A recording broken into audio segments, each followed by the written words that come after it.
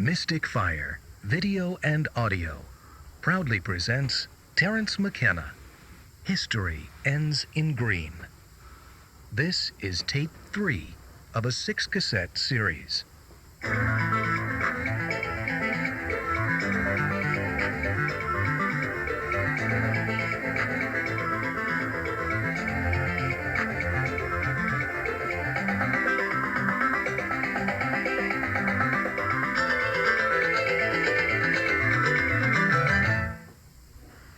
So there were questions outstanding when we parted this morning. So why don't we just take that up then? I used to drive up to Esalen in the 60s. I drove to a big survey of thousands of hippies who lived in the woods in various states of grace. It seemed that they were actualizing the new paradigm of which you spoke. So I drove up yesterday. There was no hippies, not one. I don't think anybody's living in the woods here anymore. Where have they gone? What have we done wrong? The door seems to have slammed shut on that paradigm. And is it our fault? Well, I mean, as somebody who lived through all that, I guess it was the hardest lesson that we had to learn was how big a revolution you can have and how quickly they can toss water on it and have business as usual. ARCHAIC introduced me to the term metastable. And it certainly is true that many, many things are metastable. I mean, you think it looks easy to push it over, but when you start pushing, you discover that the Leaning Tower of Pisa goes 800 feet underground or something, and it's not moving anywhere.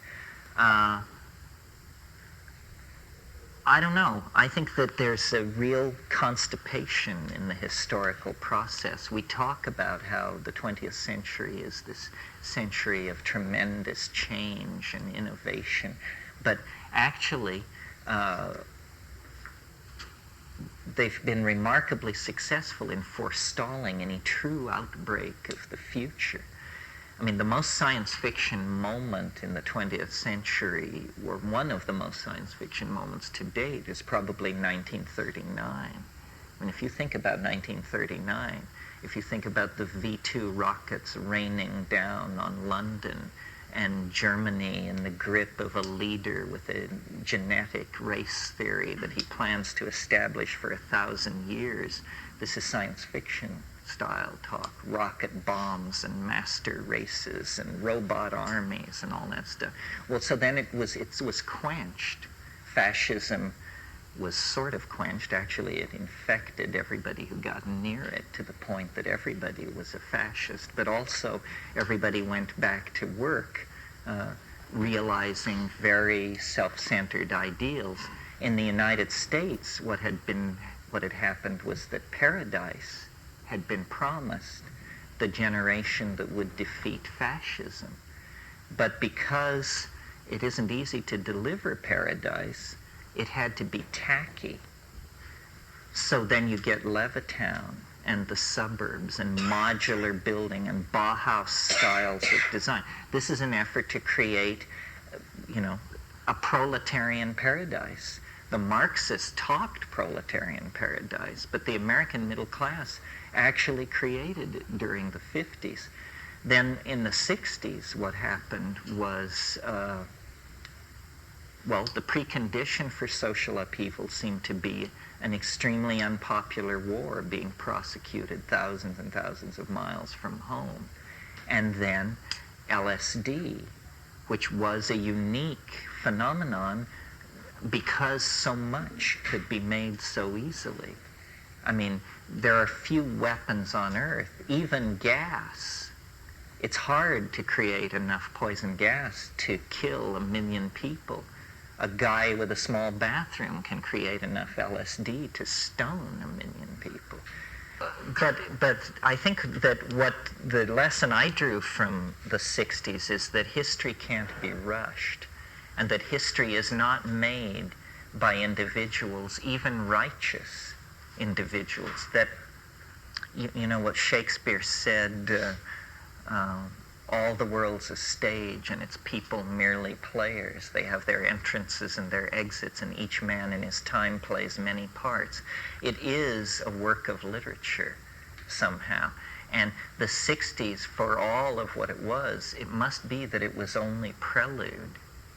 And they managed to get the lid back on, but I think at great detriment to themselves, because the change is like a gas, you know. If you plug the keyhole, it comes in under the door.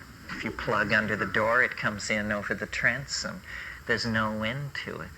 And forestalling it makes it more violent.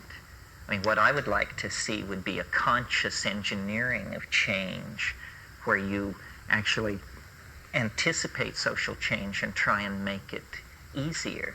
As a perfect example is the stupid situation now in the Middle East. It's been known since the early Carter administration that we should put policies in place which de-emphasize our need for Middle East oil. So for 20 years they looked at that situation and never did anything.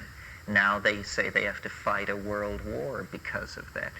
Well, it's just bad management is what it is.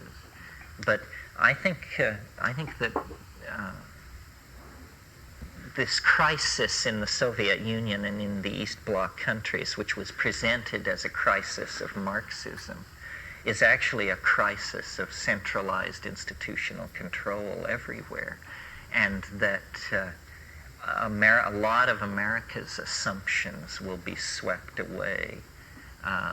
It came first to places like Czechoslovakia and Poland, but do you think that the United Arab Emirates and Qatar and places like this can be far behind? I mean, these are oligarchic states ruled by single families, dynastic lines. It's the most reactionary form of government you can have. So what I see happening in the world is fragmentation on a vast scale, to be applauded in all cases. This is not a bad thing. This is what McLuhan said would happen. It isn't going to be a world federalist state ruled from Geneva with a spaceport in Antarctica and all that malarkey. It's just going to be, you know, thousands and thousands of local and somewhat integrated. Like the European model is interesting because there it's simultaneously falling to pieces and integrating itself at the same time. Integration of currency and economics, but preservation of cultural diversity and that sort of thing seems to me to be what's happening. But nobody has to shout and nobody has to go into the streets. It's much bigger than that.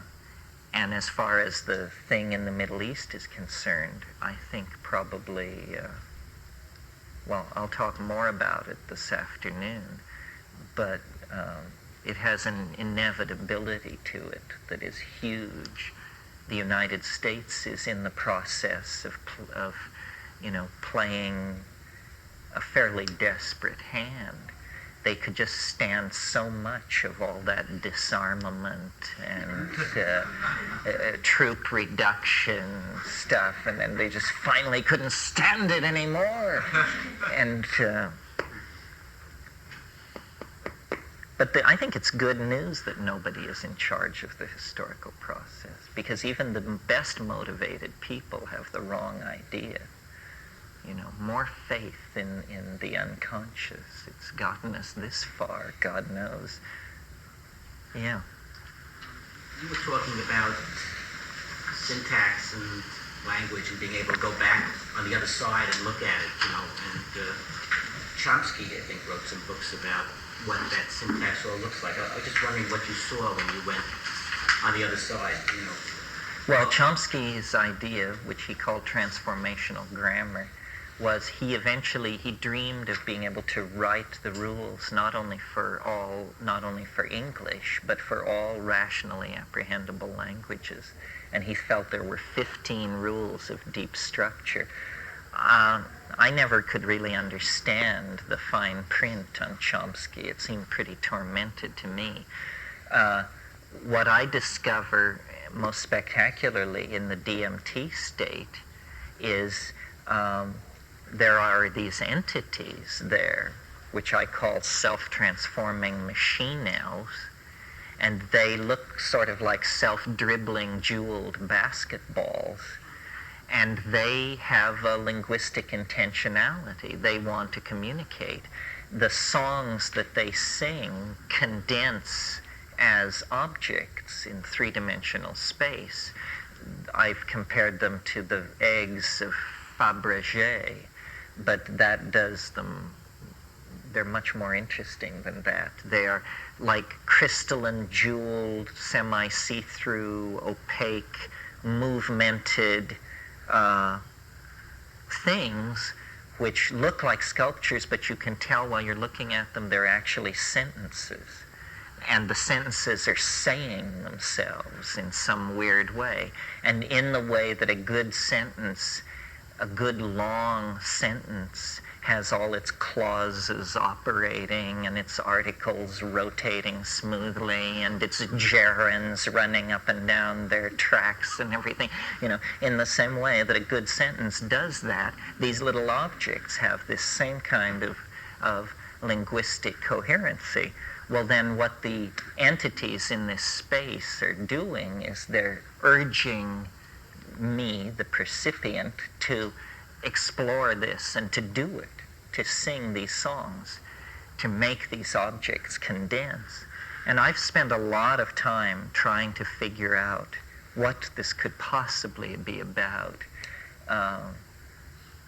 In terms of new ideas about it, the only new idea I've had about it is it's occurred to me with some force over the past year and a half or so, that the conclusion that I never looked at carefully because my mind tried to shy away from it was that maybe these things have something to do with the dead. That if you were to ask a shaman what these entities were, he would just say without hesitation, oh, well, these are the ancestors. These are the spirits of the ancestors. There's a hair-raising quality to contacting these things. They are both very familiar and yet somehow freakishly bizarre. And the presence of the familiarity with the bizarre creates a kind of cognitive dissonance that's very, well, there's just nothing else that feels quite like that. I wrote an introduction recently for a reprint of Evans Vence's book, The Fairy Faith in Celtic Countries. And I discovered when I reread that book that the doctrine of purgatory, which is good church doctrine, it's a realm where souls go to be cleansed for a few millennia. They're not so sinful that they go to hell, but they go to purgatory for a few thousand years before they enter heaven. Well, I always assumed that this idea came out of the Roman contact with Gnostic ideas, but I discovered in writing the introduction for the Fairy Faith that St. Patrick invented the idea of purgatory. And he invented it when he was converting the Irish to Christianity. He did it as a way to Christianize the notion of fae, of fairyland. And the Celtic pure belief is that the dead go to a realm that is co-present all around us. We can't see them, but that all around us is just jammed with souls in wild states of activity. And that if you have the eye, a certain talent, you can see these things. Well, Patrick, in order to have an appeal to these Celtic peasants, made purgatory part of the Christian cosmogonic scheme. But when you actually smoke DMT, you burst into a space which seems very much to fit the description of this elfin inhabited space. Because if you think about what is the gnosis of elves, elves are artificers. They make things in metal and jewels and glass. This is the archetype of the elves, that they are underground craftsmen, and they are humorous, but their humor is highly unpredictable and sort of not necessarily running in your favor. They're somewhat cruel and boisterous and like that. Well, when you break into this space, you discover, that you're in fairyland. You're in fairyland as much as Darby O'Gill or any of the rest of these people who ever made it across.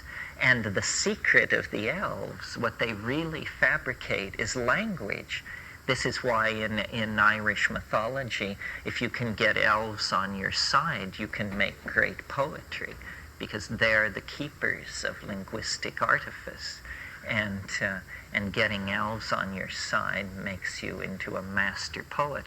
Well, it's interesting then that in the Amazon, where there's a tradition of taking DMT, there are these things called hiruke, and they're actually described as bouncing demons.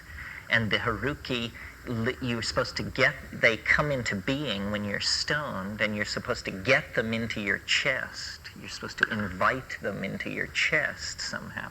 Well, then the number of these things you have inside of you determines what kind of a real man you are. And this is generally a male practice. Well, I noticed that these DMT tykes, as I call them, they jump in and out of your body too. They seem to be trying to teach you something about the body image or their relationship to your self-identity. And all the time they're saying, make these objects do what we're doing.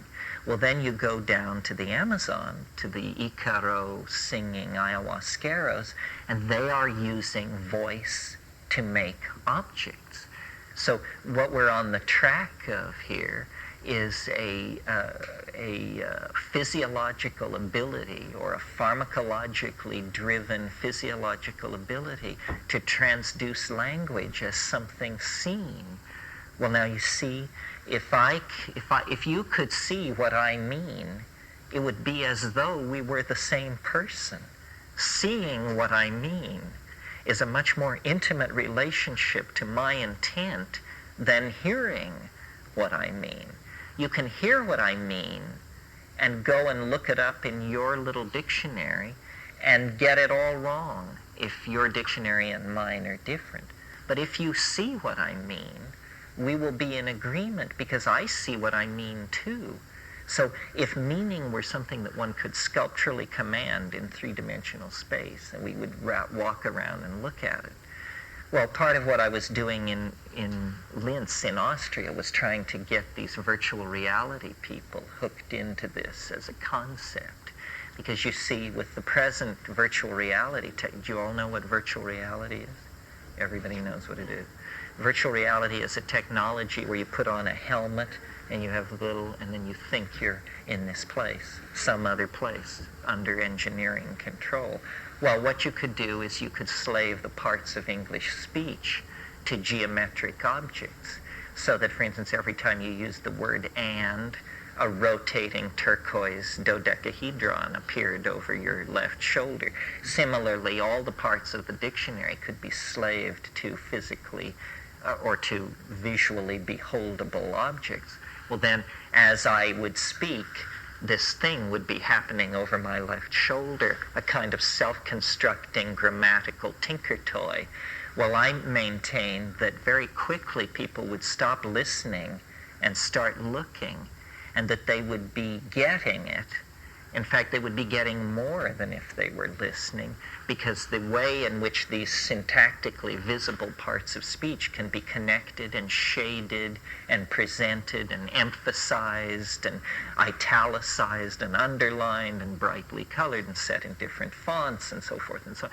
In other words, many more dimensions to the intent to communicate can be brought into play.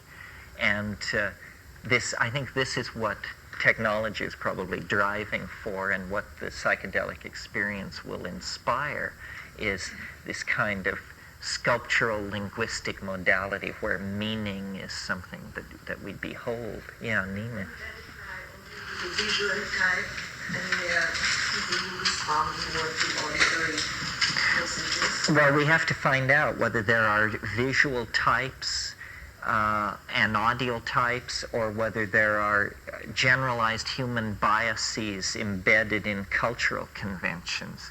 You know, McLuhan talked about how at the inventing of printing, there was a shift from the eye culture, as he called it, to the ear culture, that before printing, if somebody gave you a piece of manuscript, it was in cannabula. It was written, it was manuscript, and therefore you had to look at it. After printing was invented, every E looked like every other E, and so print acquired uniformity. And uniformity, when we read, we do not look. You don't look at the page, you read it, and your eye rips through it. You don't linger over each letter and try to piece out how it's different from the other F's on that line and stuff like that. But in manuscript culture, you do. Similarly, print created an expectation then of uniformity in the way that the eye expected the letters to always present a uniform appearance. There began to be the idea of uniformity of social appearances. And previously the largest social class had been the guild, but suddenly you get people talking about the ruling class, the middle class, the lower class, white collar, blue collar.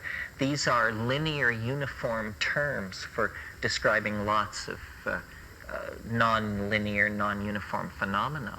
And then finally, of course, with the machine age, you get the idea of interchangeability of parts. This is an idea that would never emerge could only emerge in a print culture, because in a print culture, the interchangeability of the parts of print becomes an established convention. So you say, well, we want to make tractors or hay mowers, so let's not just make one hay mower, let's make 50 of them, and let's make them all at once, and let's lay out the pieces, and then let's assemble them in teams. And this kind of thinking arises out of the bias of a technology. McLuhan talked a lot about technological biases. Isn't this going back to the Chinese ideogram type thing, where they had 50,000 symbols at one time, and now they'll only allow 5,000 in newspapers, and the average person only knows that much? Well, yeah, I mean, language is becoming more glyphic. Reality is becoming more iconic. When you travel in Europe, you're aware that you're skating along on a thin surface of icons that, if you're careful, will never break through and let you down. You know, you can read all this international jargon about where the dog can poop and not to smoke and not to open the window and so forth and so on. Yeah, we need an iconic language, and we're tending back toward it. Now, an iconic language like Chinese has also undergone huge amounts of local conventionalization. So I don't think we're all going to end up learning Chinese unless it's going to return more to its ancient form. Mayan is an interesting case, because Mayan is a rebus language where you use icons not to symbolize things but sounds. Do you see the difference? So for instance, if we want to, in rebus language, you would put a picture of an eye, a saw going through wood, an ant running across the ground, and a rose. And that would be a sign which said, I saw ant rose. The icons symbolize sounds, they don't symbolize meaning. This makes it hellishly difficult to reconstruct a lost language that is written this way, because the language, what you have are the symbols of sounds, and you don't have the sounds anymore. So how can you reconstruct the language? This is the problem Mayan decipherment has had to grapple with. Yeah. When you're talking about visual language, I keep thinking of prementally deaf people. Mm-hmm. They process language in the right hemisphere, and their language is visual spatial, and they interpret language in a visual spatial way. And when they try to teach you sign language, they keep saying, think in pictures, stop thinking in words, think in pictures. Have you ever had any contact with deaf people or deaf community? Not with the community. I've known deaf people, and yes, you're right. This thinking in pictures, and this is something that happens at a certain point in most psychedelic experiences. You realize that the quality of our ordinary thought, or at least in my case, it is language. It's a stream of words, and then it can become this much richer, fuller, imagistic type thinking. This is very elusive. I mean, it's so close to the level of human organization that probably there are some people in this room who are doing it right now. There are art movements like the pre-Raphaelites or the Romantics that put great stress on this kind of thing, even had exercises to elicit this kind of thinking.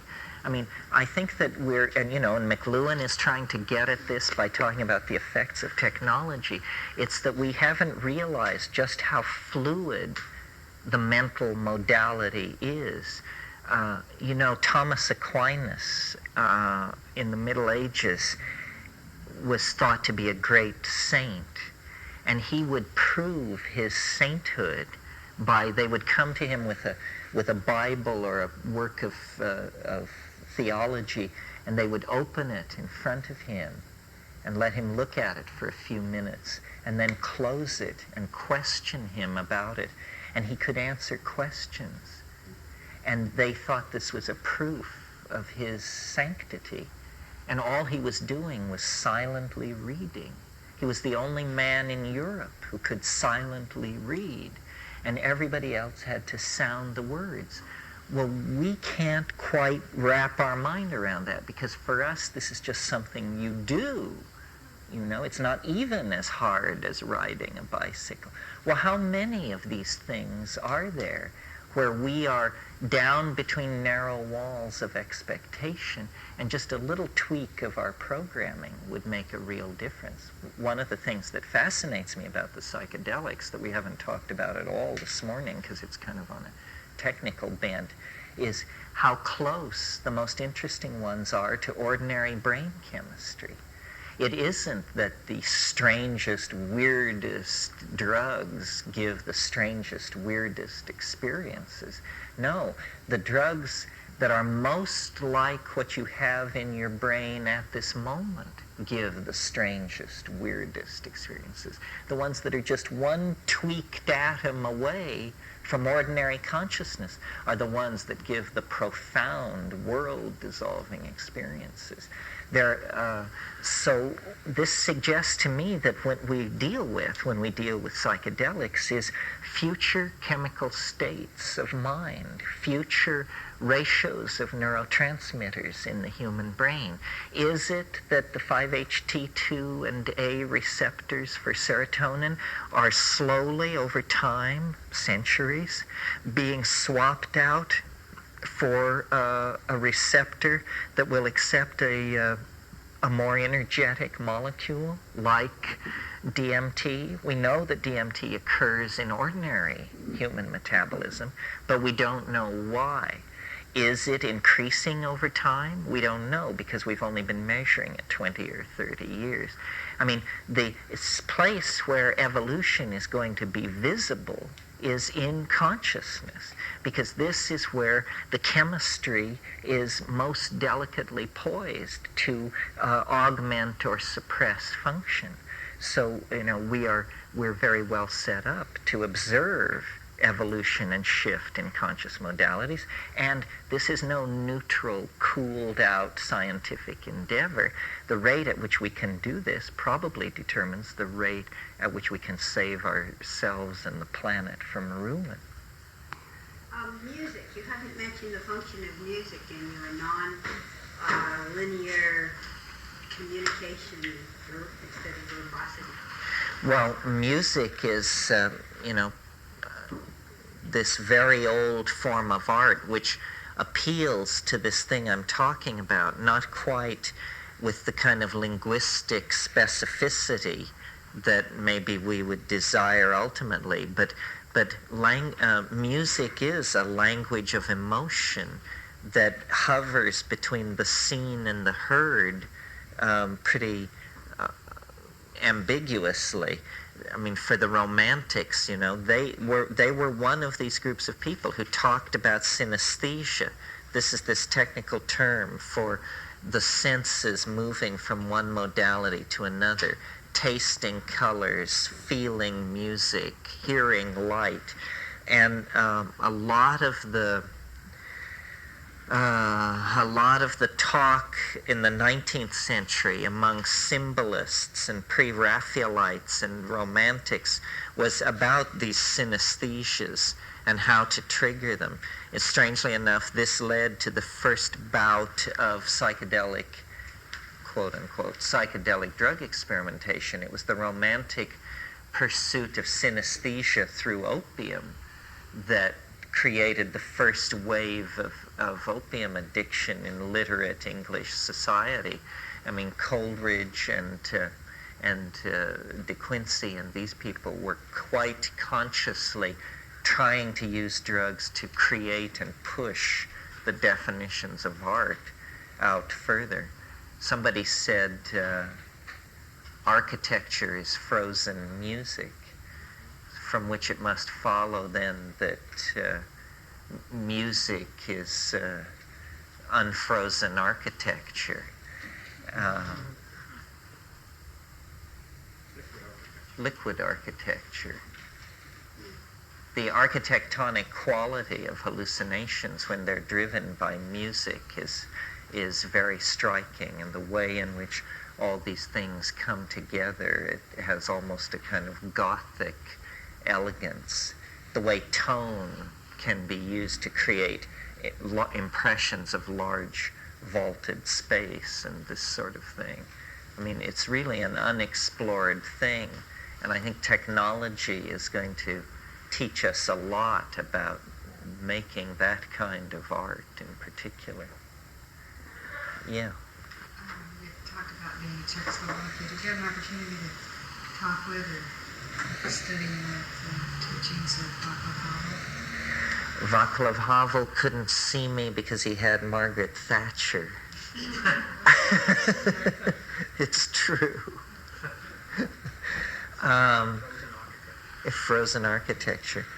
No, I mean, Czechoslovakia is an interesting case because you can see, you know, Prague's reputation before the revolution was that it was the gloomiest city in Europe. And you can certainly see that it would have been a gloomy city if people had been marching around in uniforms and there had been bread lines and fear and loathing. With communism gone, people stay up all night and dance in the streets, and suddenly it just looks charming and unwashed, and we just need to get the soot and industrial grime off all this Jugendstil and Art Deco architecture, and it will be just fine. The thing about Czechoslovakia is, you know, if you scratch a Czech, you find a Celt, because the Celts were there a long, long time ago, building fortresses on all the hills, and when you look at the people in large crowds, of which, my God, do they know how to get crowds together? There are crowds of them everywhere. They have that same Celtic cast that you get at a West Coast Grateful Dead concert, you know. I mean, everybody has brown hair. Czechoslovakia was exciting because all these places have an opportunity to redefine freedom, to be even more free, you know, to push it further. And what I was doing there to have a mission, to have a reason to be there, was visiting the National Museum Department of Mycology and leaving off spore prints and growers' guides with people in the department who I thought might like to grow psilocybin mushrooms. And being good Slavs, they were very open to this and very excited by the idea of growing mushrooms. You know, cultures can be divided into mycophilic and mycophobic. And mycophobic cultures are like the English, for whom all mushrooms are toadstools, and you should put it down because you don't know where it's been. This is the basic English attitude. Well, then Slavs and Celts, there are hundreds of words in these languages for mushrooms, and mushroom outings, and people go out on Saturdays on mushroom forays. In Czechoslovakia, a national bestseller is a guide to the mushrooms of Czechoslovakia. No home can be without it. So you can imagine that it's a different attitude. Prague is further west than Vienna.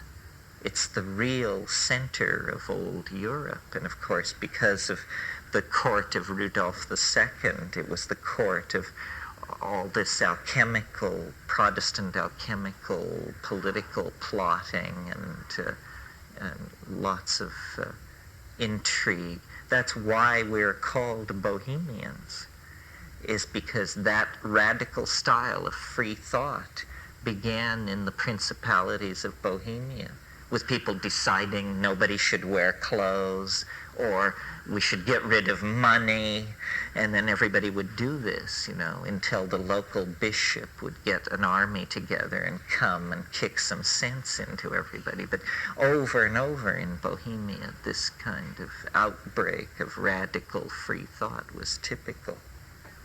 Yeah. A year ago, I was fortunate enough to sample some ayahuasca in the company of a medicine circle. And during the first part of it, I was enraptured by these glorious visions. And there was a sudden shift of perspective, and I realized suddenly that the visions were all taking place on the side of a snake, a large, giant snake. And the visions were actually being projected on its skin, and the snake started writhing and moving. And later, I found that most of the other people in the circle were having visions of snakes, too. And then recently in Shaman's Drum, the later Shaman's Drum, there's a series of wonderful ayahuasca paintings, and almost all of them have snakes in them. What do you make of that, Terence? Is that a common thing with ayahuasca? Well, it's an interesting question. Why do drugs have identities like this, and do they have them? And well, the answer is yes, they certainly do. And it's one of the puzzling pieces of information that I always keep in front of myself when trying to understand these things, that it's irrational that, for instance, no matter who you are, you know, Viennese Jew, Icelandic ski instructor, Irish pub owner, if you take ayahuasca, you will see large snakes, large cats, and dancing black people, in this order of statistical frequency, with black people being not as common as cats and snakes, cats being not as common as snakes, snakes being the most common. What's going on here? How can it be that a chemical compound that can be defined down to the quantum mechanical positions of the atoms nevertheless seems to have carry informational content of some sort? Well, I don't know. But here is one possibility, and maybe there are others. Maybe this is support for Sheldrake's hypothesis of formative causation, that actually around the drug, a complex of ideas has accreted itself in some kind of psychological hyperspace. A pattern has been worn in hyperspace, which is the pattern of how this drug works. And it's really, in some sense, a composite of all the trips of all the people who ever took it. Well, since for the first 20,000 years, all the people who ever took ayahuasca had snake and jaguar fear as a major source of anxiety, we discover that up front. But of course, now why the dancing black people? This becomes less easy to understand. Wouldn't it be the consciousness of the plant? Well, this is the other possibility, see, that the reason these things are so message specific is that this is the plant. This is its presentation. Like with ayahuasca particularly, its language is visual. I mean, after a strong ayahuasca session, your eyes are bugging out of your head. It's like a visit to Madison Avenue to buy prints. I mean, you've just looked at so many prints and looked and compared the Bruegel to the Bosch and the Bosch to the Buffon, all this stuff. You know, look. And, but then, for instance, with mushrooms, it's actually verbal. It speaks, it tells you things in plain English, in a conversational mode. I don't understand. The more I live, the longer I see of all this stuff, the less I feel that I understand of what is going on. Don't you think there's a consciousness in the plant? You mean a psychedelic plant like that? Well, maybe all sorts of plants, I don't know, but it depends how you... Yeah, but why would it have one presentational mode over another? Because it's a particular chemical composite that becomes its own unique life force or composite of biology or whatever. But that in that it has its own consciousness.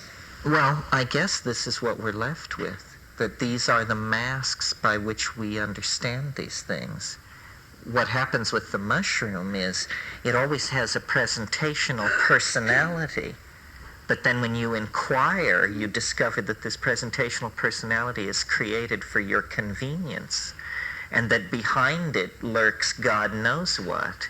And then when you begin to talk to it about that, that's when the trip turns off to the left and begins to get peculiar, because you're inquiring into its inner nature.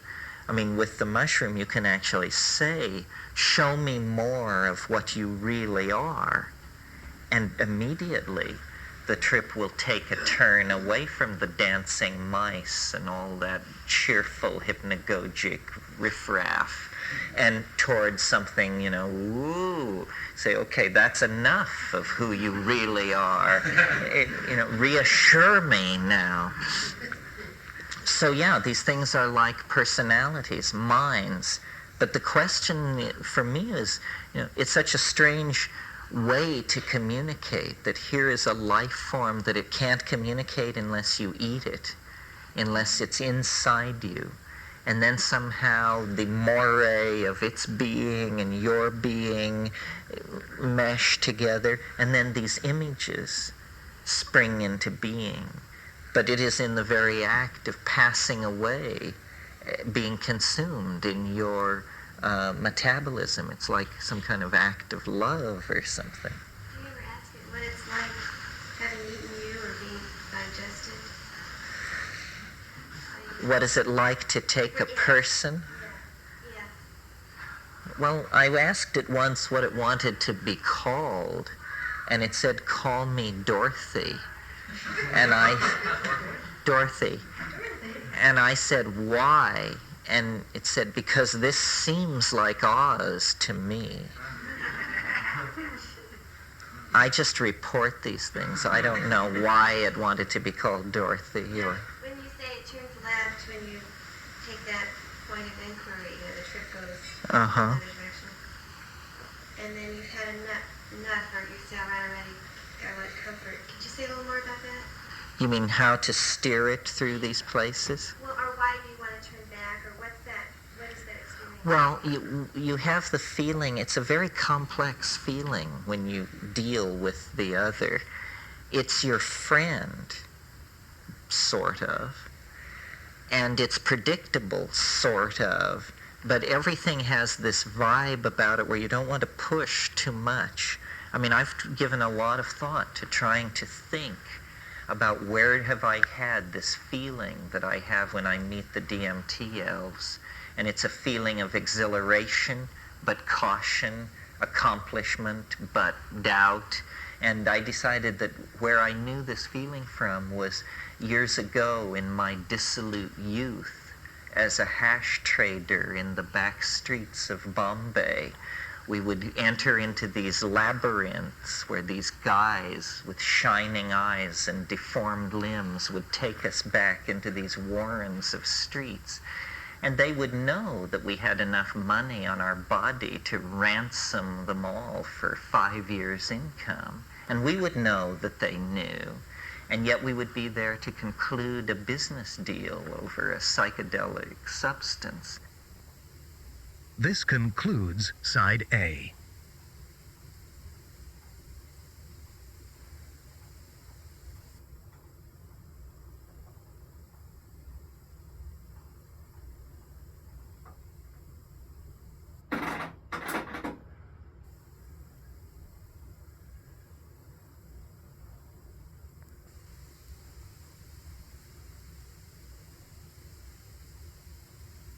And this feeling of meeting the mean traders, and they would always say, they had this wonderful line calculated to put you completely at your ease. They would say, I am your friend. I am not like all the others. Say, oh, great! Wonderful! I feel so much better now. And that's what these elves are saying. They're saying, don't listen to him or her. I'm your friend. I'm not like all the others. And, you're clearly the new kid in town. I mean, you can barely sit up, and they're able to pick your pocket from 10 dimensions you don't even know exist.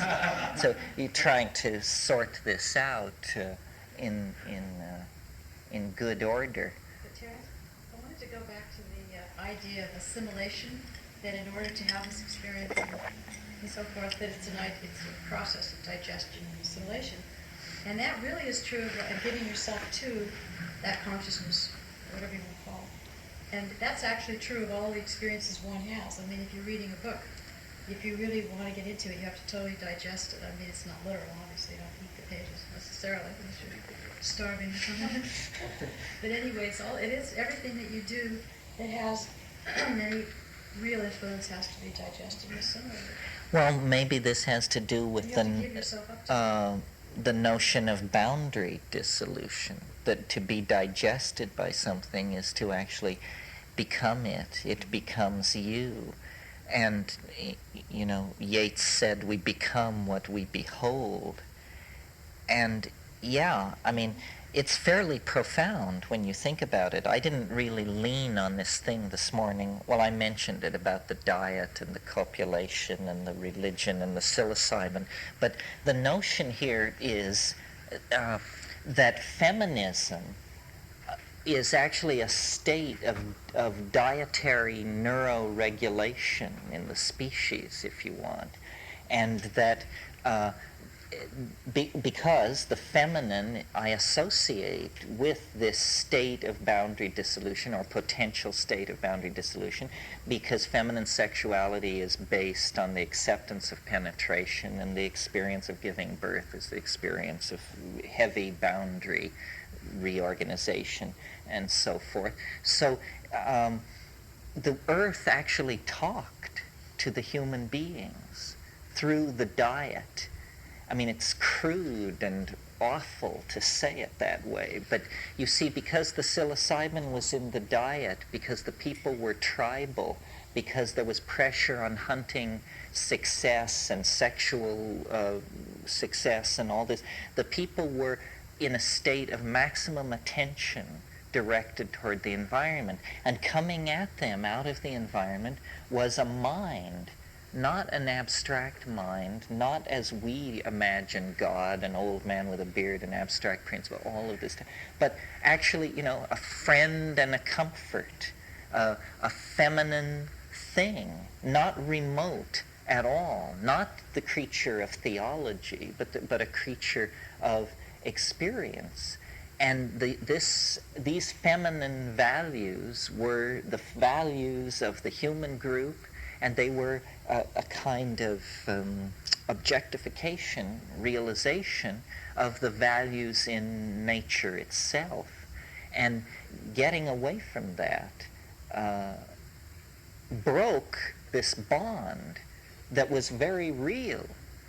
And this breaking of this bond traumatized us. I mean, you can even use the language of dysfunctional relationships, childhood trauma, abuse, that sort of thing, that in the infancy of the human species, there is a tremendous traumatic event, the tearing away of the human tribal family from this embeddedness in larger vegetable nature. And then once that happened, we had to make it up by ourselves, and we, did a botched job of it. I mean, religion just became a way of berating people.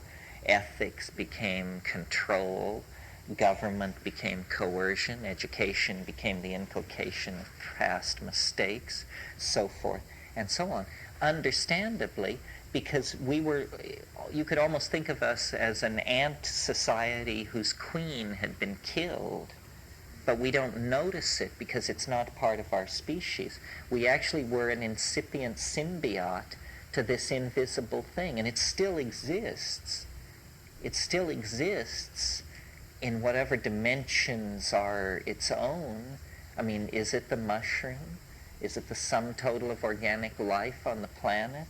Is it an extraterrestrial mind somehow here so long that it's as old as the continents? Whatever it is, it's still there. Well, then what human history and outbreaks of messianic hysteria and the prompting of visionary dreams and all of this stuff that sets us sitting bolt upright in the middle of the night is, this thing can reach into the human world haltingly, hesitatingly, but plaintively, probingly, trying to bring us back, calling us to some kind of return, trying to reconnect the broken circuit of history. And this is what is the cause of all the nostalgia for paradise, the belief in a vanished Eden, a lost Atlantis, so forth and so on, and all the utopian yearning, the belief that, the extraterrestrials will come and kiss it and make it well, that we will somehow be rescued from our own folly, that dead Galilean politicians will walk again among us. And all of these ideas that are overthrow of natural law for the purpose of saving us in a drama of cosmic redemption. Well, it's like a psychological process. It's like somebody digging into their stuff. And we all start out with the assumption that our childhood was perfectly normal and our parents were fine people, and then you start digging and separating and working and looking, and then the picture becomes much more complicated. And I think the human attitude toward drugs, the fact that we can addict to 40 or 50 substances and yes, other animals form addictions of various sorts, but nothing like this. Clearly we are in a state of permanent chemical disequilibrium. We will gnaw door handles, sniff paint thinner, tobacco, heroin, you name it, thousands of alkaloids, bury, dig up stuff the pig wouldn't eat, and then pickle that, and then eat that. All this anxiety and disease around the problem of food is that we're looking for something. Well, then every time somebody finds it, then a huge shriek goes up from the body politic that it's illegal what you found. It's unacceptable. This behavior cannot be tolerated. People who smoke joints of marijuana, the chief of police in Los Angeles wants them shot like dogs in public places in order to keep public order. Well, what we've got here, folks, is a lot of serious anxiety around states of mind, clearly. And it's a rupture from the synthetic. It's a rupture from the organic, creating totally synthetic realities on every level for people. That's part of what happens when you're separated from the organic. You mean a rupture into history of this material? Well, because they have been separated from psychedelics and it's like being separated from the organic life. It's the same thing as being separated from nature from themselves, and then they're open to synthetic realities on every level. Well, it's an extreme case of alienation. Yeah. Over like 1,000 years. I mean, yes, we're so alienated, we don't even know how alienated we are. I mean, things built into our language like the subject-object dualism, the assumption of science, that spirit doesn't exist. This is what they've been busy at for the last 400 years, is exercising spirit. From the late medieval cosmology, we inherit a world entirely animate with spirit and angelic beings running up ladders and performing all kinds of miraculous tasks and things. And then with Descartes, you get this grudging admission that, well, maybe the soul touches matter at just one place in the pineal gland of each one of us. There's this magic trip hammer, and there the little angel performs the forbidden transduction. And then 50 years after Descartes, then they say, well, no, that was the naive part of his thinking.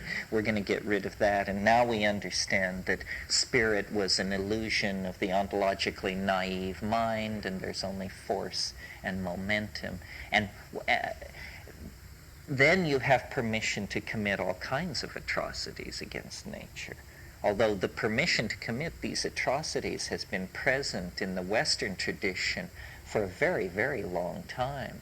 I mean, you go back to Gilgamesh, and you discover what's going on in Gilgamesh is that Gilgamesh rejects the goddess, and the goddess sends the bull as her emissary to Gilgamesh, which I take to be a symbol of the mushroom, obviously. And Gilgamesh rejects the cosmic bull, rejects the goddess, and then he gets his shaman friend, Enkidu, who's very reluctant about this enterprise, and he says, you know what we need to do? I have a great idea. Let's go into the wilderness, and you'll help me, and we'll cut down the tree of life. And this is what they do. This is on, cuneiform tablets that are dug out of the Ur level of our civilization. And what they're plotting and scheming is two clowns want to cut down the tree of life. So this alienation goes very deep. That's why the psychedelic experience is illegal and repressed and suspect. It's because nothing less than the whole kit and caboodle of this civilization hangs in the balance against it. It is forbidden to know that the dynamics of the mind have such depth and breadth. We are supposed to live in a narrow canyon of consciousness, walled in between awake and asleep, and anything else is considered pathological. And we make a little place for artists as long as they don't get too uppity or obscene, and otherwise it's all closed off. Well, breaking into this is, breaking through this is this recapturing of the birthright that I've been talking about. Other comments, yeah. Every time I eat mushrooms, I go through, there's three things that happen to me that invariably happen, physical things. And I wonder what you make of them, or if you have them. I know you have a couple. One is a tearing. I always tear, and then I always go through a phase where I start to yawn.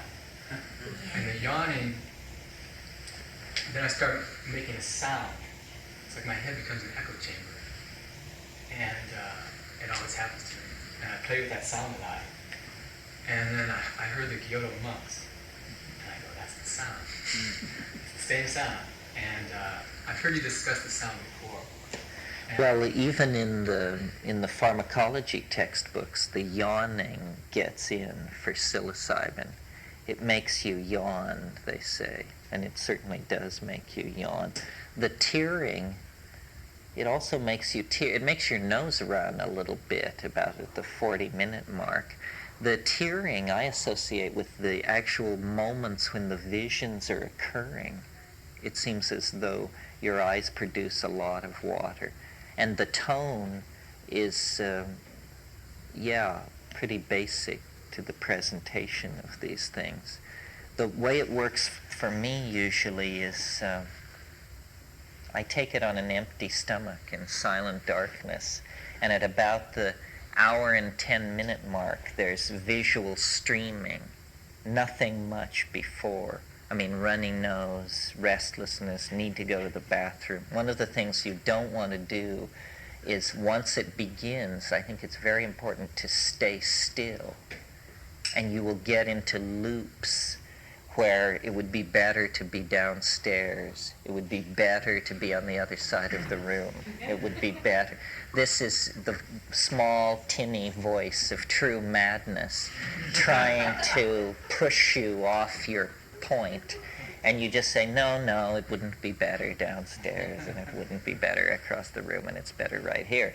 And then at an hour and 20 minutes, you get visual streaming, which are these, I've also noticed they occur after orgasm. They're like purple after image, kind of amorphous jelly bean shaped lights that are passing by.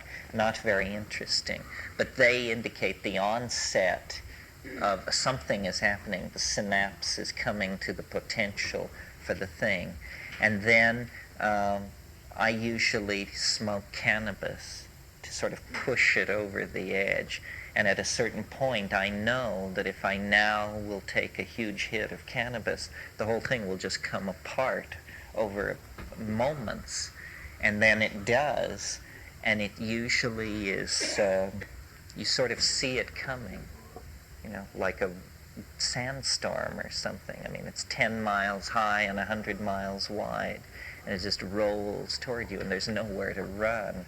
And I usually just have a few moments to lie down is what I basically do. That seems a good strategy at that point. A plan. I'll lie down. So then I do that, and that sort of helps a little, and it just hits.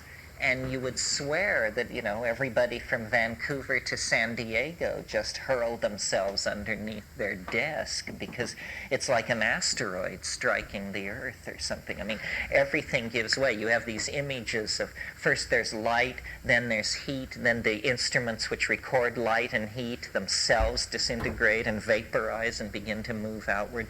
And there's just, you know, a linguistic zero zone where, you know, language will not operate. It's like ground zero. And then this goes on for a long, long time, and the viewpoint keeps telescoping back until finally the viewpoint is outside the blast zone. And then you can begin an inward description of it. Say, you know, oh, it's like this, it's like that, it's telling me this, it's telling me that. Other times it's this Irish elfin band thing where they come literally tiptoeing through the tulips, you know, and you hear it far off like the tinkling of bells, and then it just gets louder and louder and nearer, and then you see it, and then it's around you, and it's, you know, like that's like, well, it's like a Bugs Bunny cartoon directed by Tristan Tzara or something like that. I mean, it's quite zany, unpredictable. The thing that always impressed me about psychedelics was the way in which it could convince you that you could never think of this, you know, and that was the stamp of authenticity, the fact that it was moving faster than your own imagination, astonishing you, making you laugh, frightening you, leading you on, teasing you. It's very strange. I mean, there's nothing else like it. It's like, you know, the Arabs used to say of the city of Isfahan in Iran in the 10th century that it was half the world because of its vaulted domes and minarets. That if you hadn't seen Isfahan, half the world lay before you. Well, it's literally true of psychedelics. I mean, half at least of the world lies over yonder in these strange dimensions, and they're not inaccessible, you know, they're very accessible. You don't have to spend 20 years around the ashram, and yet, my goodness, we maintain decorum around them, and to don't break protocol and behave ourselves in the presence of it. I mean, even those of us who are supposed experts or accounted great explorers of it spend 9 times as much time talking about it as doing it, you may be sure. So, it's just a kind of a cultural blind spot, seeming to a person like myself very important, to someone else extraordinarily trivial. I mean, there was even a book published on the drug problem recently called America's Great Drug War by Treadwell,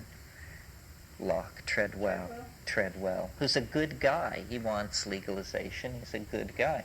But there's no entry for psychedelic drugs, no entry for LSD, no entry for mescaline. It's not what they're talking about, not what they're worrying about. Even the people who want drugs legalized do it with this kind of, okay, this attitude, we're defeated, we'll legalize drugs, screw it, that's it, go ruin yourselves now. There's no notion of hope, no notion of a pharmacological engineering of consciousness to any reasonable end. It's just, if you're not willing to go it alone with God's grace, well, then you're just consigned to the road to hell. Yeah. I had some friends that have used MDMA with ketamine and 2CB, and I was wondering if anyone had used that. I'm sure someone has used it with mushrooms, but I was curious if you'd heard MDMA with mushrooms? Let me see if I can remember. I can't really remember anybody specifically doing that. All these things get done. I sort of try to warn people off of these things, and I'm a terrible party pooper because I'm just such an obsessed person that all I really care about is this very narrow psychedelic effect. There are a lot of weird altered states of consciousness around, many of them, drug-induced, and a whole spectrum of them alcohol-induced. Yeah. How was that? Well, I felt that right away that the mushroom was just felt sullied. Sullied. I was sullied, but I felt I violated this relationship because I had cultivated this relationship with the mushroom. And I said, what is this doing here? Who is this cheap trollop that you've dragged in? It wasn't pleasant because they both were at odds. And it was just an energy block. Yeah, synergies are a sort of unexplored area because there are so many of them. You all understand synergies are what happens when you rub 2 drugs or more together. And very weird things happen, but they're not very controllable or repeatable. What I always say to people about choosing drugs and strategies for bringing drugs into your life and your program of spiritual development or self-exploration or whatever is the most interesting drugs are the ones that occur in plants. That the occurrence of a drug in a plant shows that it has a certain affinity to organic life. But that doesn't mean that there aren't hellacious toxins in some plants. I mean, there's curare, there's strychnine, there's cyanide. These are plant byproducts as well. But nevertheless, as a first pass, it's important that a compound occur in a plant. Well, then the next thing is, does it have a history of human usage? And the interesting ones almost all do. Psilocybin, used in Mexico for millennia. Other parts of the world, it's probably for a very long time, although the evidence is less clear. Peyote has a long history of usage in the American Southwest. Cannabis goes back millennia, so does opiate use. So then, do these things have a history of human usage, and even specifically shamanic usage? And then, to my mind, the really interesting question, do they have an affinity to ordinary brain chemistry? Do they, because, and I mentioned this morning, the strongest drugs are the ones most like ordinary brain chemistry. The most extreme case being DMT. DMT only lasts 7 to 10 minutes, and yet it's the most profound dislocation of reality that you can undergo. Well, why is it that it is both so profound and so quickly quenched in the organism? It's because in the human brain, biopathways exist which recognize and degrade this very readily because they are there all the time performing this function on DMT. So to my mind, it isn't that you sail out toward the most synthetic or complex or chelated molecules, but that in fact these things are highly suspect. That what we're trying to do is actually tweak consciousness, do reverence to the physical brain, but tweak consciousness as little as possible to get the desired effect. One of the really fascinating things about DMT, I think, is that once someone has smoked it, once someone has had this experience, you can have a dream in which it is introduced into the dream as a theme, DMT, and then you actually smoke it in the dream, and it actually happens in the dream. And I don't know of any other drug that this is true of, and it's what it says to me is that even though this is an extremely radical psychedelic experience, apparently the chemistry that is the precondition for it is just under the surface, almost within reach of conscious awareness. I mean, I've sat down at times and thought about smoking DMT and tried to invoke it and never succeeded the way I've succeeded in a lucid dream doing that. But it shows, I think, that the chemistry is very close to ordinary metabolism. I'm interested in knowing about DMT. It's not the same thing as mushrooms, then. Is it organically... Yes, it's closely related. In the chemical families of the hallucinogens, you have the indole family, which is a fairly large family, and it includes the lysergamides, that are the LSD type drugs, the beta carbolines, which are MAO inhibitors and occur in Banisteriopsis caapi, and the iboga alkaloids, which are psychedelic aphrodisiacs from West Africa, and then the tryptamine group. And the tryptamine group is the largest group, and it comprises psilocybin in the mushroom and DMT in the leaves of certain bushes and in the barks of certain South American trees. And then it also occurs in other plant genera, but not in very high concentration. But 5-methoxy-DMT occurs in toads. 5-methoxy-DMT is interesting. It's recently had a kind of vogue because people discovered they could collect the exudate from the toad and dry it on their windshield and scrape it off and then smoke it up or sell it for about $80 a gram. It's a big thing in Florida. It's a big thing in Florida. Looking for mushrooms, and now they're out in the pharmacy. They're out there licking toads. Well, nobody actually licks toads. That's just a slander. What you do is you milk the toad onto the glass of your four-wheel drive vehicle windshield and then let it dry in the sun and then scrape it up and collect it in a film canister. I know people who really like 5-MeO-DMT. I don't care for it. I find it weirdly empty. It's not visionary like DMT. DMT is a chaos of hallucination. It is the most hallucinogenic compound there is. I mean, it's just hallucinations stacked on top of each other. I mean, in every angle, tiny demons are seen to be performing elaborate calisthenic exercises, and, much else is happening.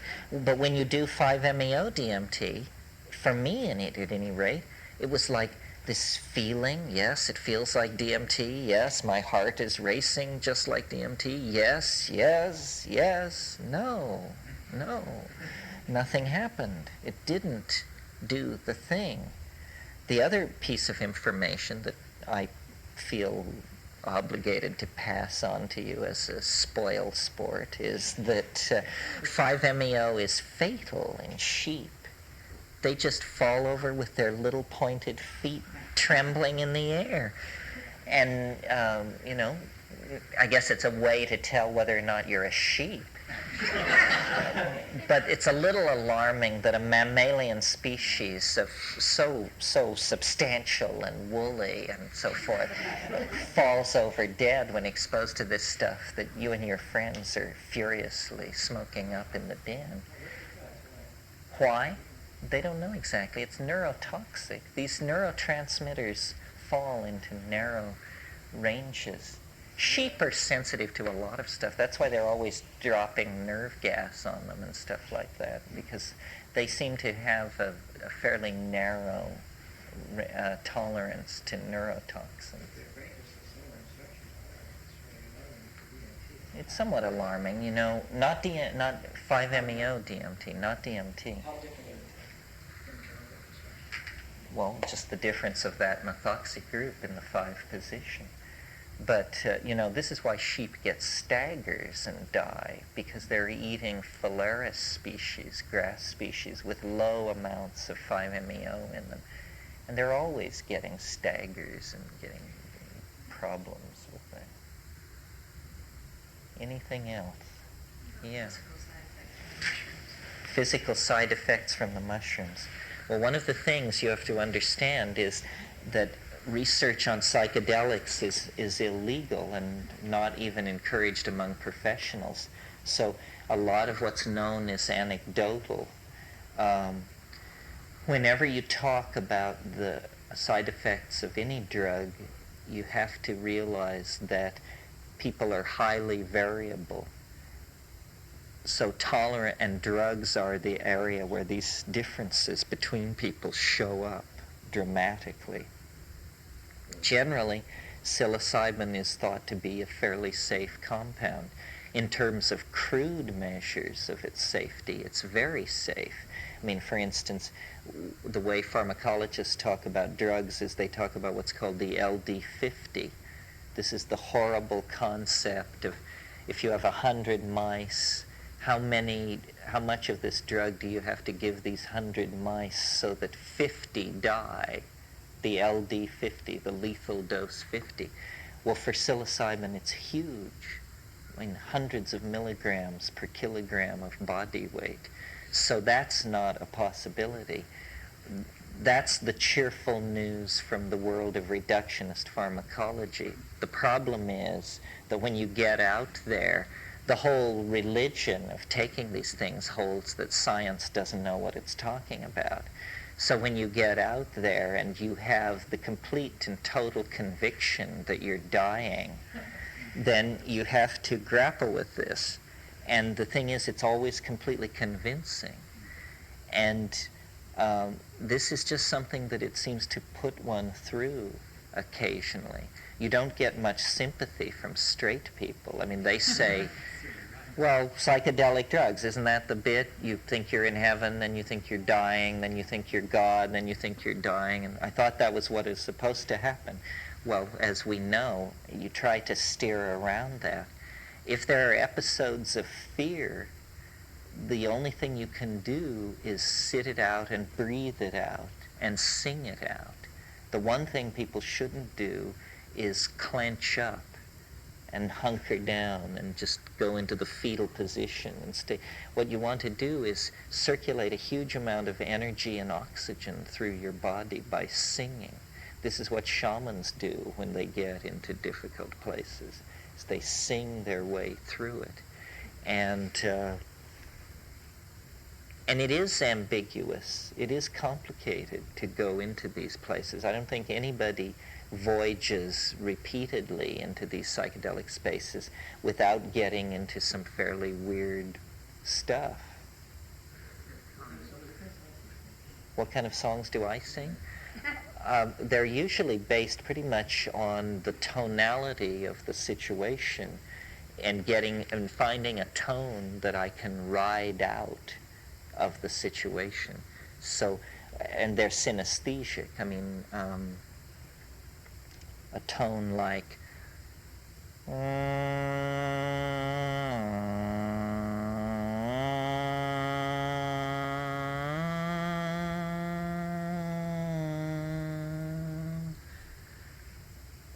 you're feeling it's doing something to you, and you can steer your way through weird stuff with this.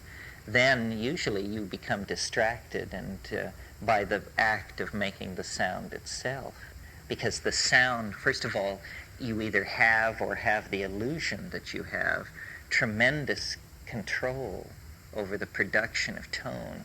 Your ear, it gives you a tremendous ability to differentiate these tones, and they're appearing in front of you as colors if you're loaded enough. So this is the modality in which you can experiment with the visible language. You try to syntactically construct out of tonality and glossolalia some kind of convincing modality. Most of you have probably heard ayahuasca songs.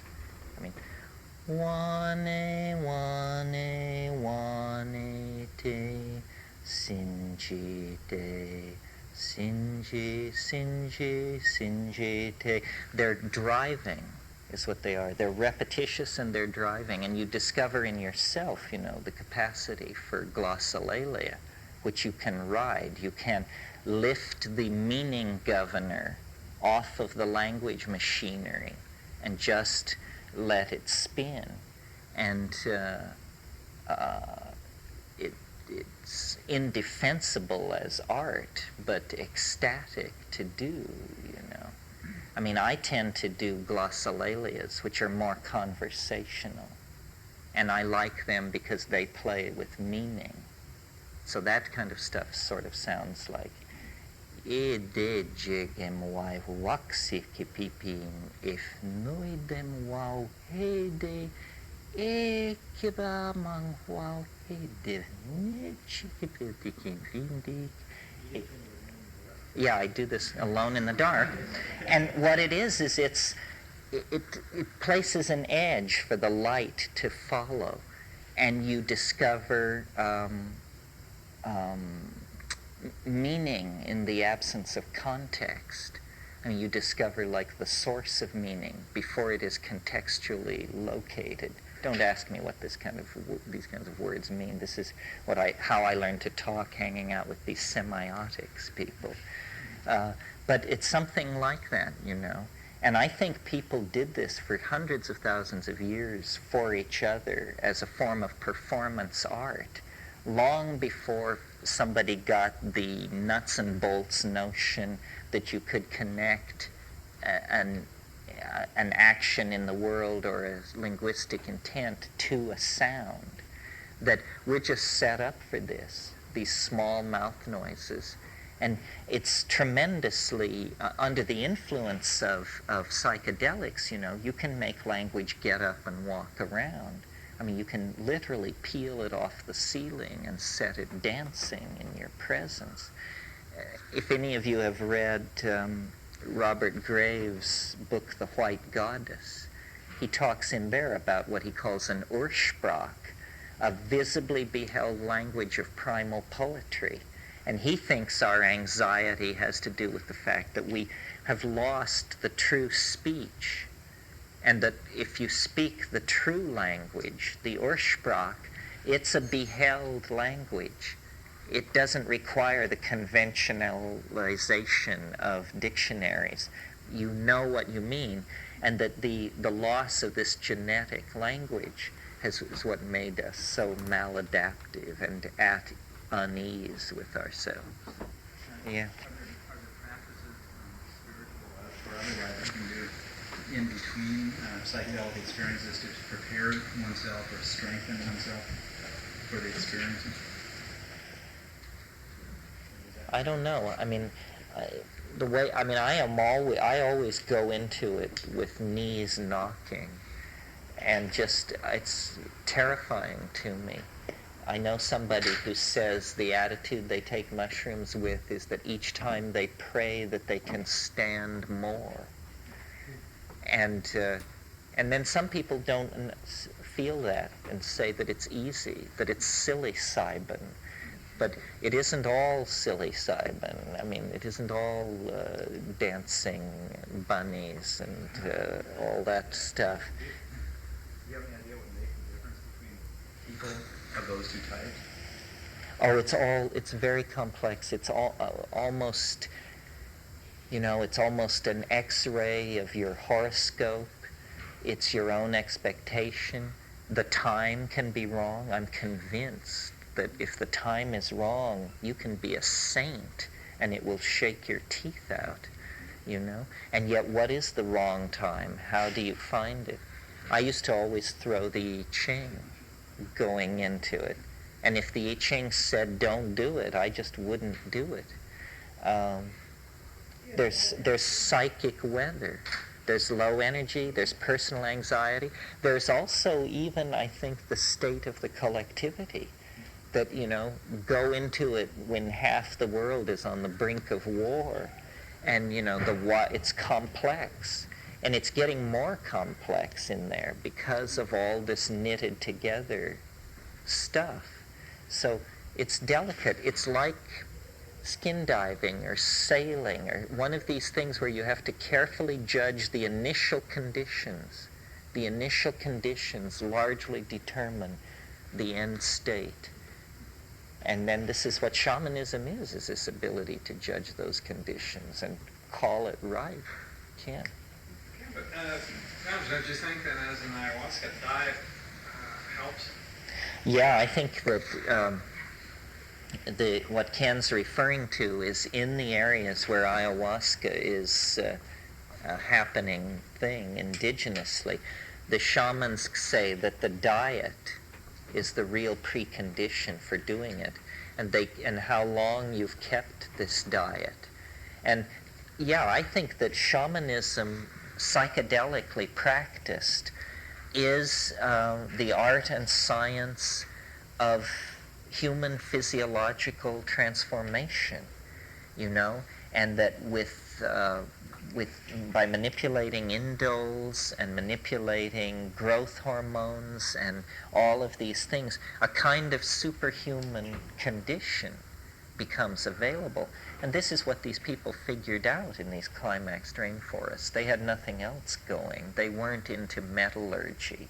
They weren't into the purification of chemical elements. These other directions that we followed were alien to them. And what they gained was a tremendous facility with natural chemistry and diet, using the human body as the primary retort, the baseline, the alchemical furnace in which all these transformations were going on. I'm convinced that in its native setting, ayahuasca is a telepathic drug. I mean, small groups of tribal people are taking this thing and making group decisions based on group hallucinations, based on the collective database of the tribal group. They're seeing the information from a higher dimensional space. But this is a kind of telepathy. Please continue to tape 4.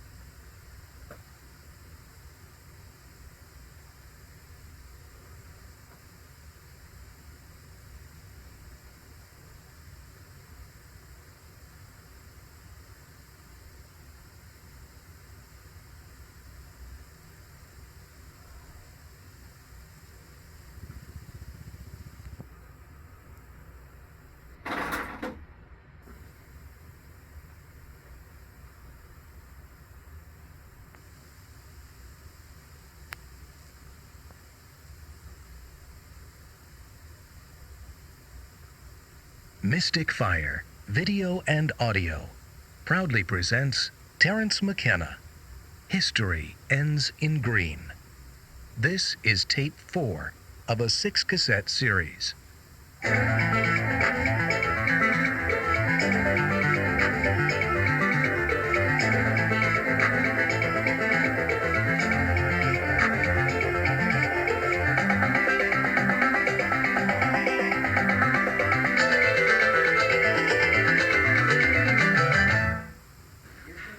Possible connection between this phenomena and reincarnation? And what? Reincarnation. Well, we talked a little bit this morning about the relationship of these ideas to death and how shamans claim that they're seeing into a world of souls. I don't know. I find it... The thing which really got me is the presence of these English-speaking entities in the trance. I mean, that I did not expect. From Jung and from Freud, you expect residual memories, but not these entities, these beings. And then the question is, where are they? Who are they? Well, a conservative, the possibilities are fairly limited. They are either dead people, because they are clearly more like people than like animals. They, after all, speak and communicate and have intentionality in a purely intellectual realm. So that means they're like people, but they're not like anybody you've ever seen. So are they dead people? That's one possibility. Or are they extraterrestrials? Well, that's another possibility, but the problem is we've never seen an extraterrestrial. We've got dead people all over the place. We know that they're dead people, but we don't know if anything survives bodily death.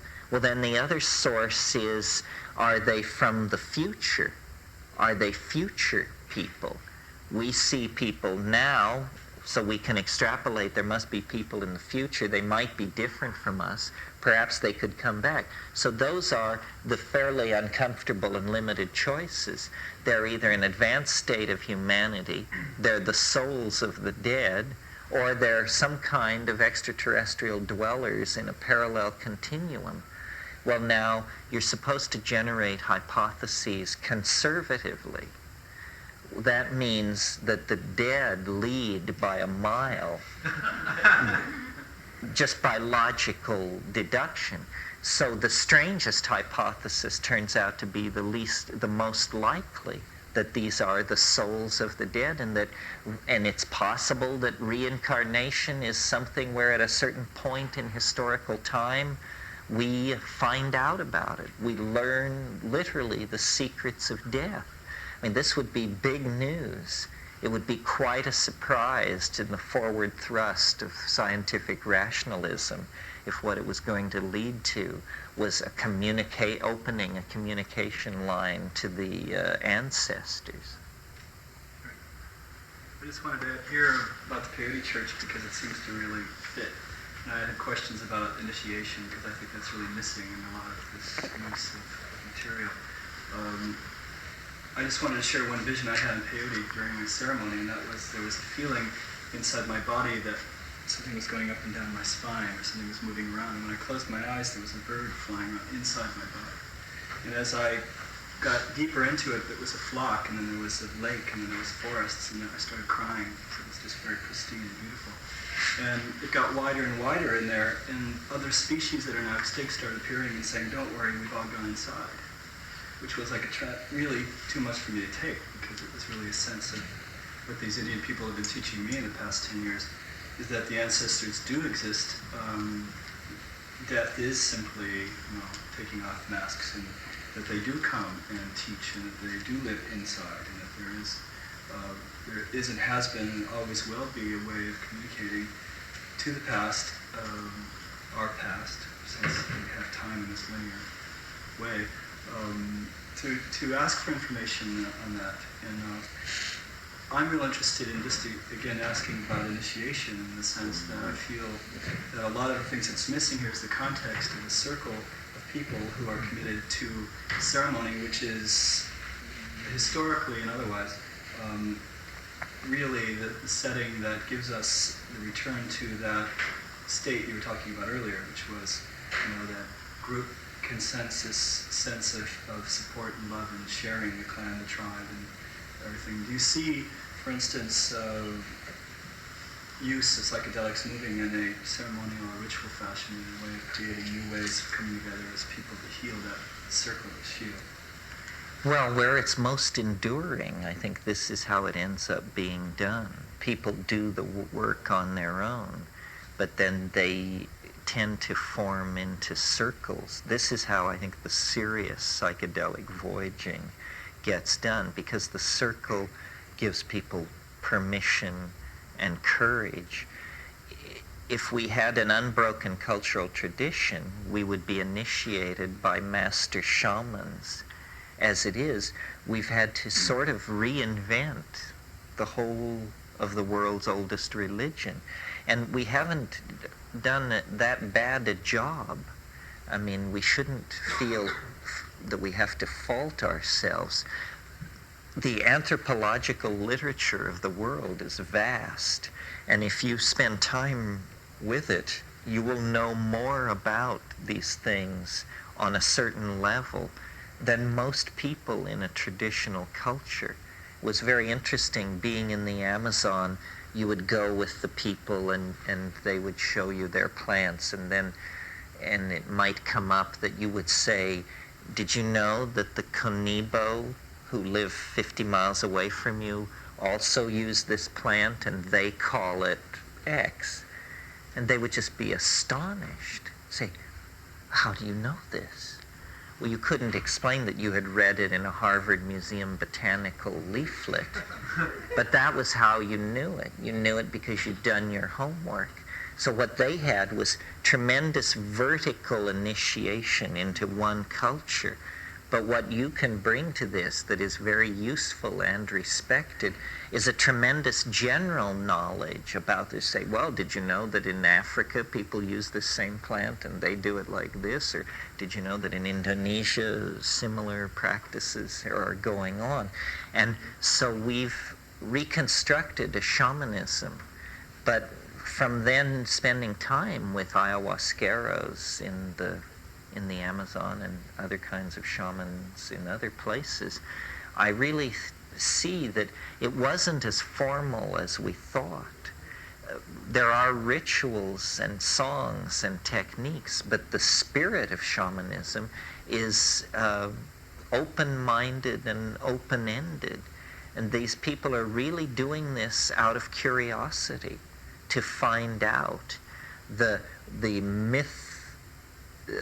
mythological structures created by any kind of shamanic system are largely for the consumption of the client, not the shaman.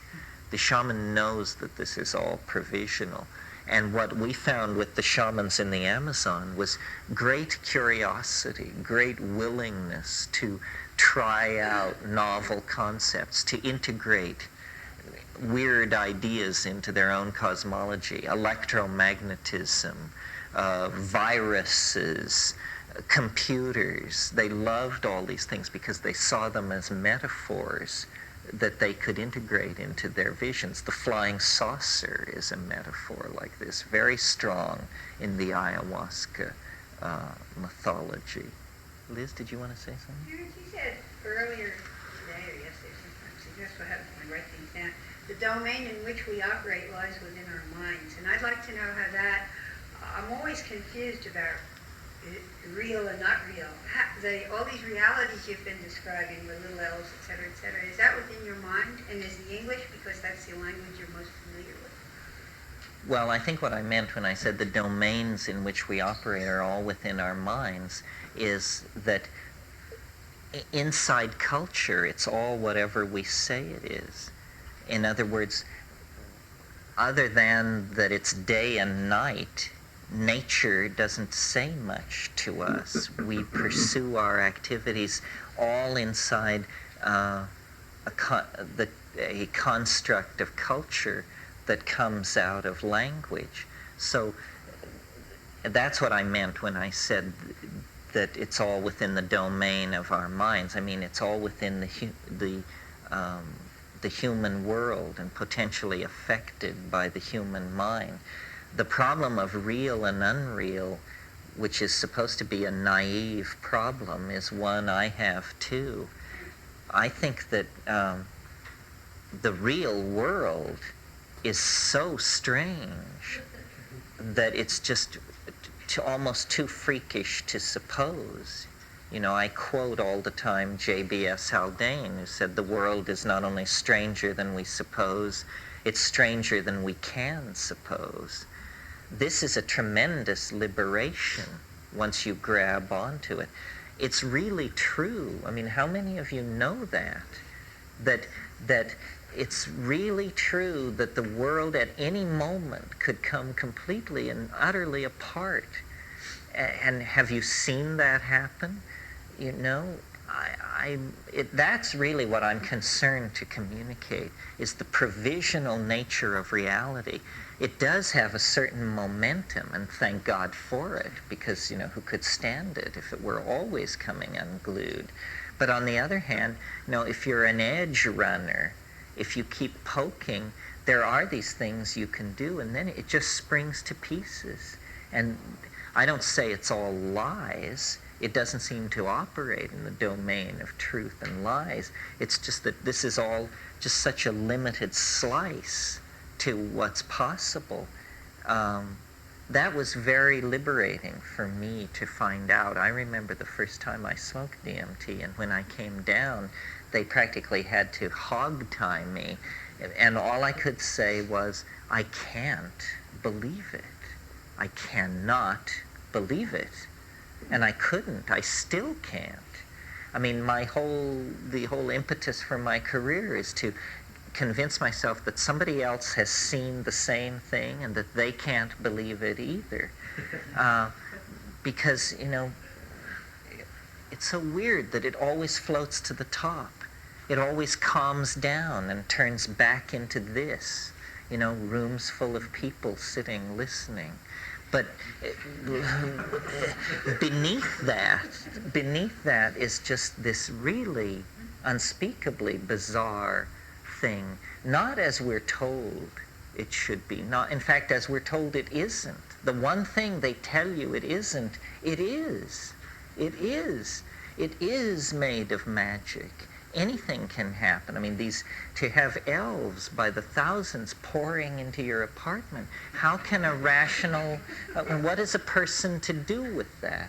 You know, because it's that what happens is that in a single moment, in the privacy of your own reality, it's revealed to you that all of history is a mistake, a delusion, a horrible misunderstanding, but you're given no evidence.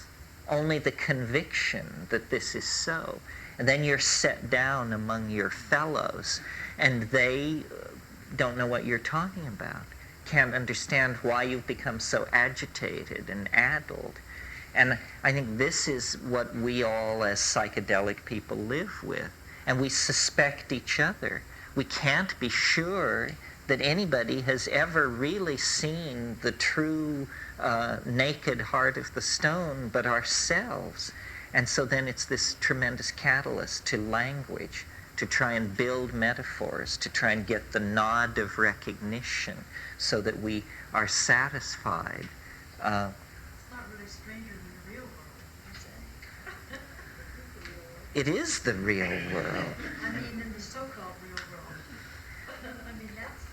Well, it's more brightly colored. It's moving faster. Why is it so brightly colored? Why is it moving faster? I mean, what I've noticed in my DMT experiences, and when I realized this, it was with a certain amount of horror, was you break into this space. It's dome-like, it's warm, it's diffusely lit. There are all these self-transforming machine elves and their toys, which also are singing and condensing and making objects and so forth and so on. the whole thing is like triggers just wonder, cascades of wonder. But then I realized after seeing this several times and trying to pay attention and hold my mind steady, that this is someone's idea of a reassuring environment for human beings. It is in fact literally a playpen of some sort. Well, that means that I'm not seeing who's ever on the other side. I am emerging into an artificial construct of some sort, entirely their creation. Well, then it just begins to lift this veil, and there's this howling begins, and you just begin to fall forward into it, and you realize, it is the Sephiroth and the Shekinah. It is the howling between the worlds, but it is approached through an infinite number of veils that reassure, coddle, control, confine. But you can move toward it as fast as you dare. But it is entirely transforming and entirely real. It was a great realization for me to understand that there was no limit to how far you could go, that we all make a certain choice. Once you discover psychedelics, always before that, spiritual progress is, grunt work. Suddenly, you're standing on ice cubes in terms of spiritual progress and how you make it. How do you control it? And the answer is most people go a certain distance and then give up, get off, stand there and talk about it. But there's nothing holding any of us back from becoming unrecognizable, not only to our friends and loved ones, but to ourselves. The stories told of the Taoist guy up on Cold Mountain, and he's been up there 25 years, and occasionally people see him, and yes, he's still alive. Well, any one of us could become that person, could march off into a dimension of magical narcissism so alien to the concerns of other people that we would have to go and live up on the crags and in the mist and eat bird nests or whatever they do up there, Well, so then that puts a whole different light on the spiritual quest, because it means that we're holding it back rather than lashing it forward to ever greater exertion. And I think that's the proper attitude, because the depth of spirit is infinite, and in its benevolence toward suffering humanity, it has made itself available in infinite amounts. So then it's for us to somehow come to terms with this. It's like having a living religion. It is having a living religion because it's having an infinite source of gnosis, of understanding available. Somebody, yes? Robert has recently written about meditation as a preview to death. He says that it conditions you to enter the bardo so you won't shy away from them and be able to go into it fully. Do you see any role of meditation as a preparation for psychedelics, or would you just talk about meditation and your opinion of it in general? Well, it teaches you to sit still, which is a precondition for psychedelics. I mean, keeping still is one of the hexagrams of the I Ching.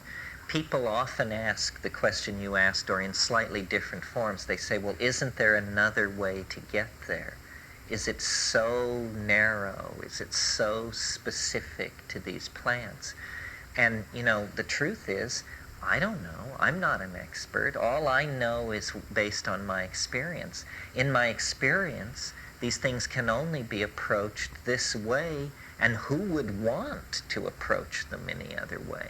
I mean, we don't want this to become so generalized that by closing your eyes and ripping off a few Om Tat Sats, you fall into the kind of states I'm talking about. I mean, that would be extremely unwelcome and nearly pathological. I don't understand this problem with how you achieve it. To my mind, obviously you can't do it by yourself. obviously you can't do it on the natch because it's a meeting with another entity. There has to be an other, and it has to be objectified, even if it's as a plant or a mushroom. So basically how I read these meditation texts is they teach you about psychological phenomena. They teach you what you may see when you close your eyes and sit for days and watch. The thing about meditation in my own experience is that it's just tremendously boring. However, everything you're doing will be very useful to you when you take a psychedelic. Then it works. Then there is this flow of imagery.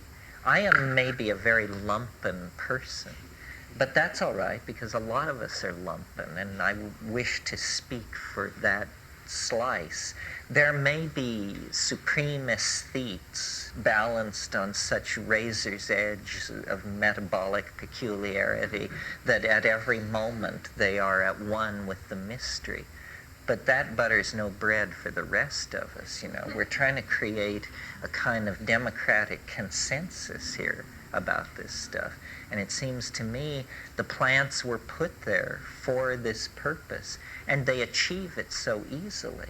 I mean, I practiced yoga at times in the past and had some amount of success with triggering exotic psychological states. But they were very difficult and time-consuming, and then they always told you that wasn't what it was about anyway, and you were becoming distracted by phenomena. Well, why bridle then at just chowing down on 5 grams of mushrooms with the knowledge that, you know, you'll be fine in 12 hours?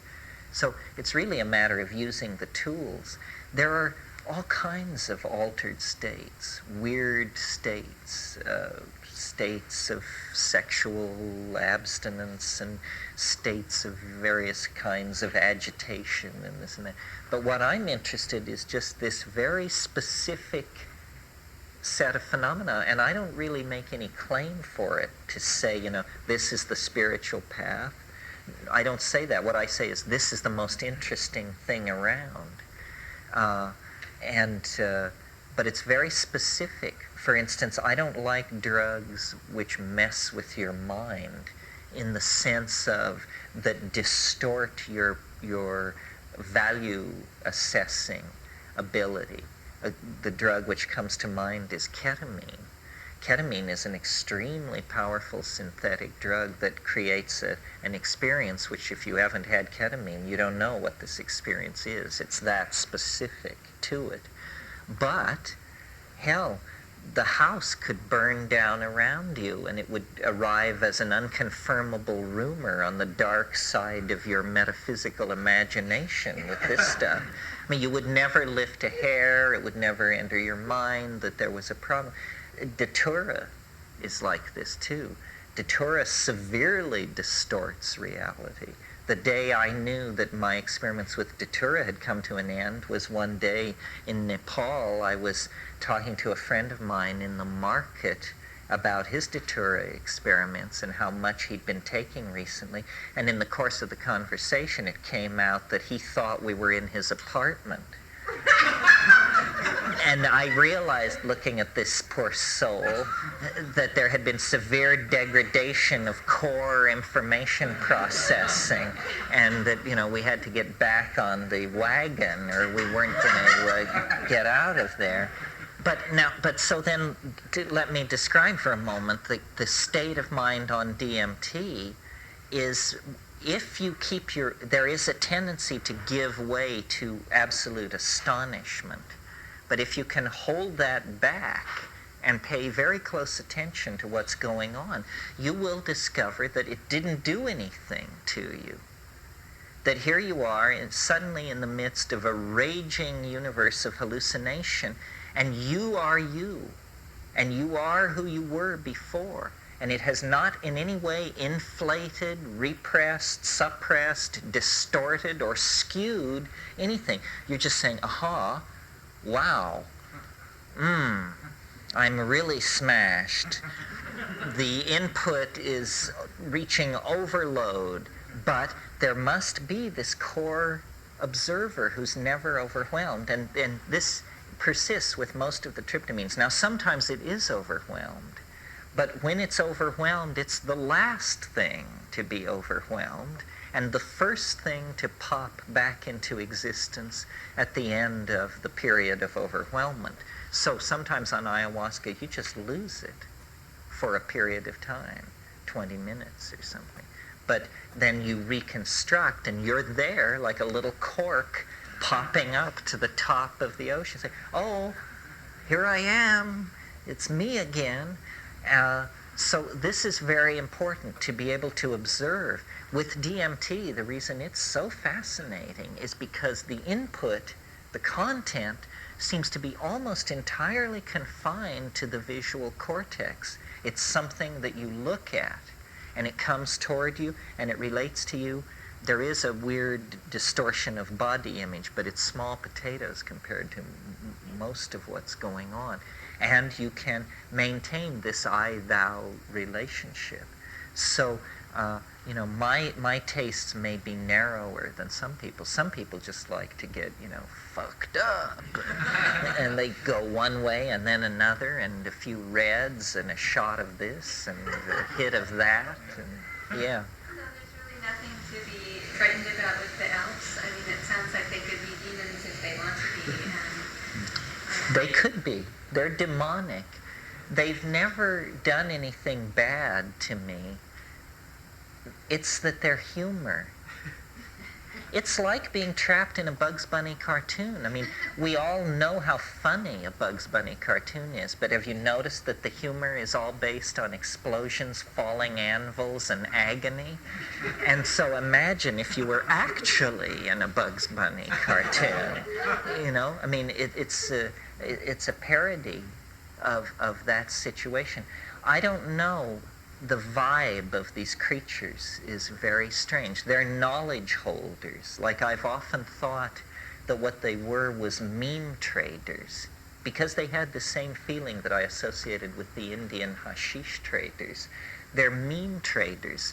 They are, when they spread out all this stuff in front of you and are saying, look at this, these marvelous jeweled objects, these are things they're selling. They want to trade.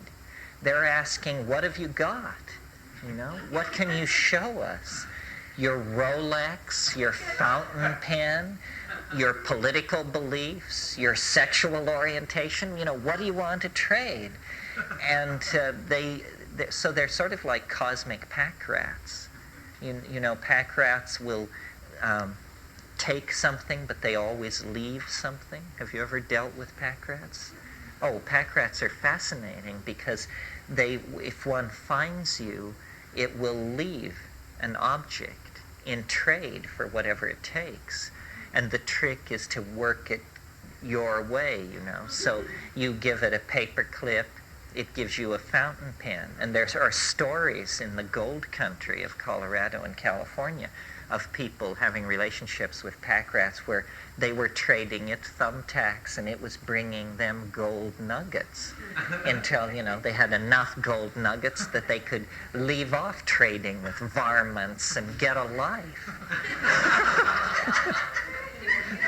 Yes.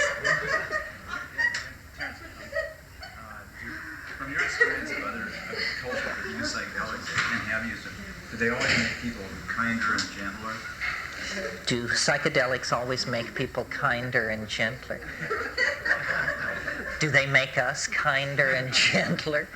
Well, that's an interesting question. I mean, as I get older, I ask it slightly differently of myself. I ask the question, if this stuff is so great, what is so great about us that we're any different from anybody else? Or are we just like holy rollers and Rolfers and Taoists and Hasidic Jews and everybody else who thinks they've found the final answer? What is so great about it? The answer to your question is, I don't think so. I think of the Yanomami culture. Certainly from the exterior, this looks like a fairly brutal culture. The men, it's the only culture where DMT is a regularly abused drug, and the men blasted up each other's nostrils with these hollow tubes. And then the name of the game is two guys square off, and you plant your feet flat on the ground, and the guy who goes first hits the other guy as hard as he can with the flat of his palm in the chest. And the game is to knock the person over. So you absorb this blow, and then it's your turn, and you get up and you do it. And these two guys, totally loaded, saliva flying to the four winds, will stand and do this till somebody is knocked off their pins. Well, so then you ask them, what's going on here? Is this like the Super Bowl? Is this fun for you guys? And they explain that they have demons that live in their chest, and they collect these demons on their psychedelic trips, and the more demons you have, the harder it is to knock you over. So they're doing this thing. But they're also lacerating each other with clubs and this sort of thing. I think that it's fouled up. I have the faith that if you have psychedelic religious ritual in combination with group sex in a small tribal group whose economy is based on nomadic pastoralism, that then it will be very, very hard for these people to maintain a neurotic lifestyle. But that if you interfere with any of this, then you'll get anxiety. And so you have psychedelic cultures, but the Yanomamo, this is a culture of male dominance and sexual anxiety and, a lot of tweaked stuff.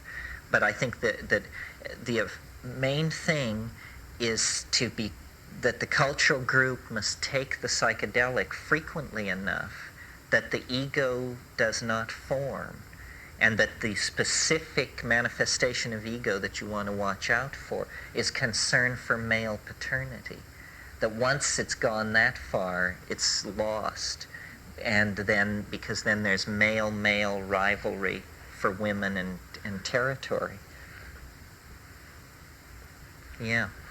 I'd like to go back to the Irish elves for a second. My wife came across an article, she's Irish, and came across an article last year drawing a loose connection between the ancient sweat houses and possibility of seasonal ceremonial use of shrooms, and we sent you that article. I remember that article. I was wondering if you followed that up in light of your having written the introduction to the reissue. The Celtic faith, or the fairy faith in Celtic countries.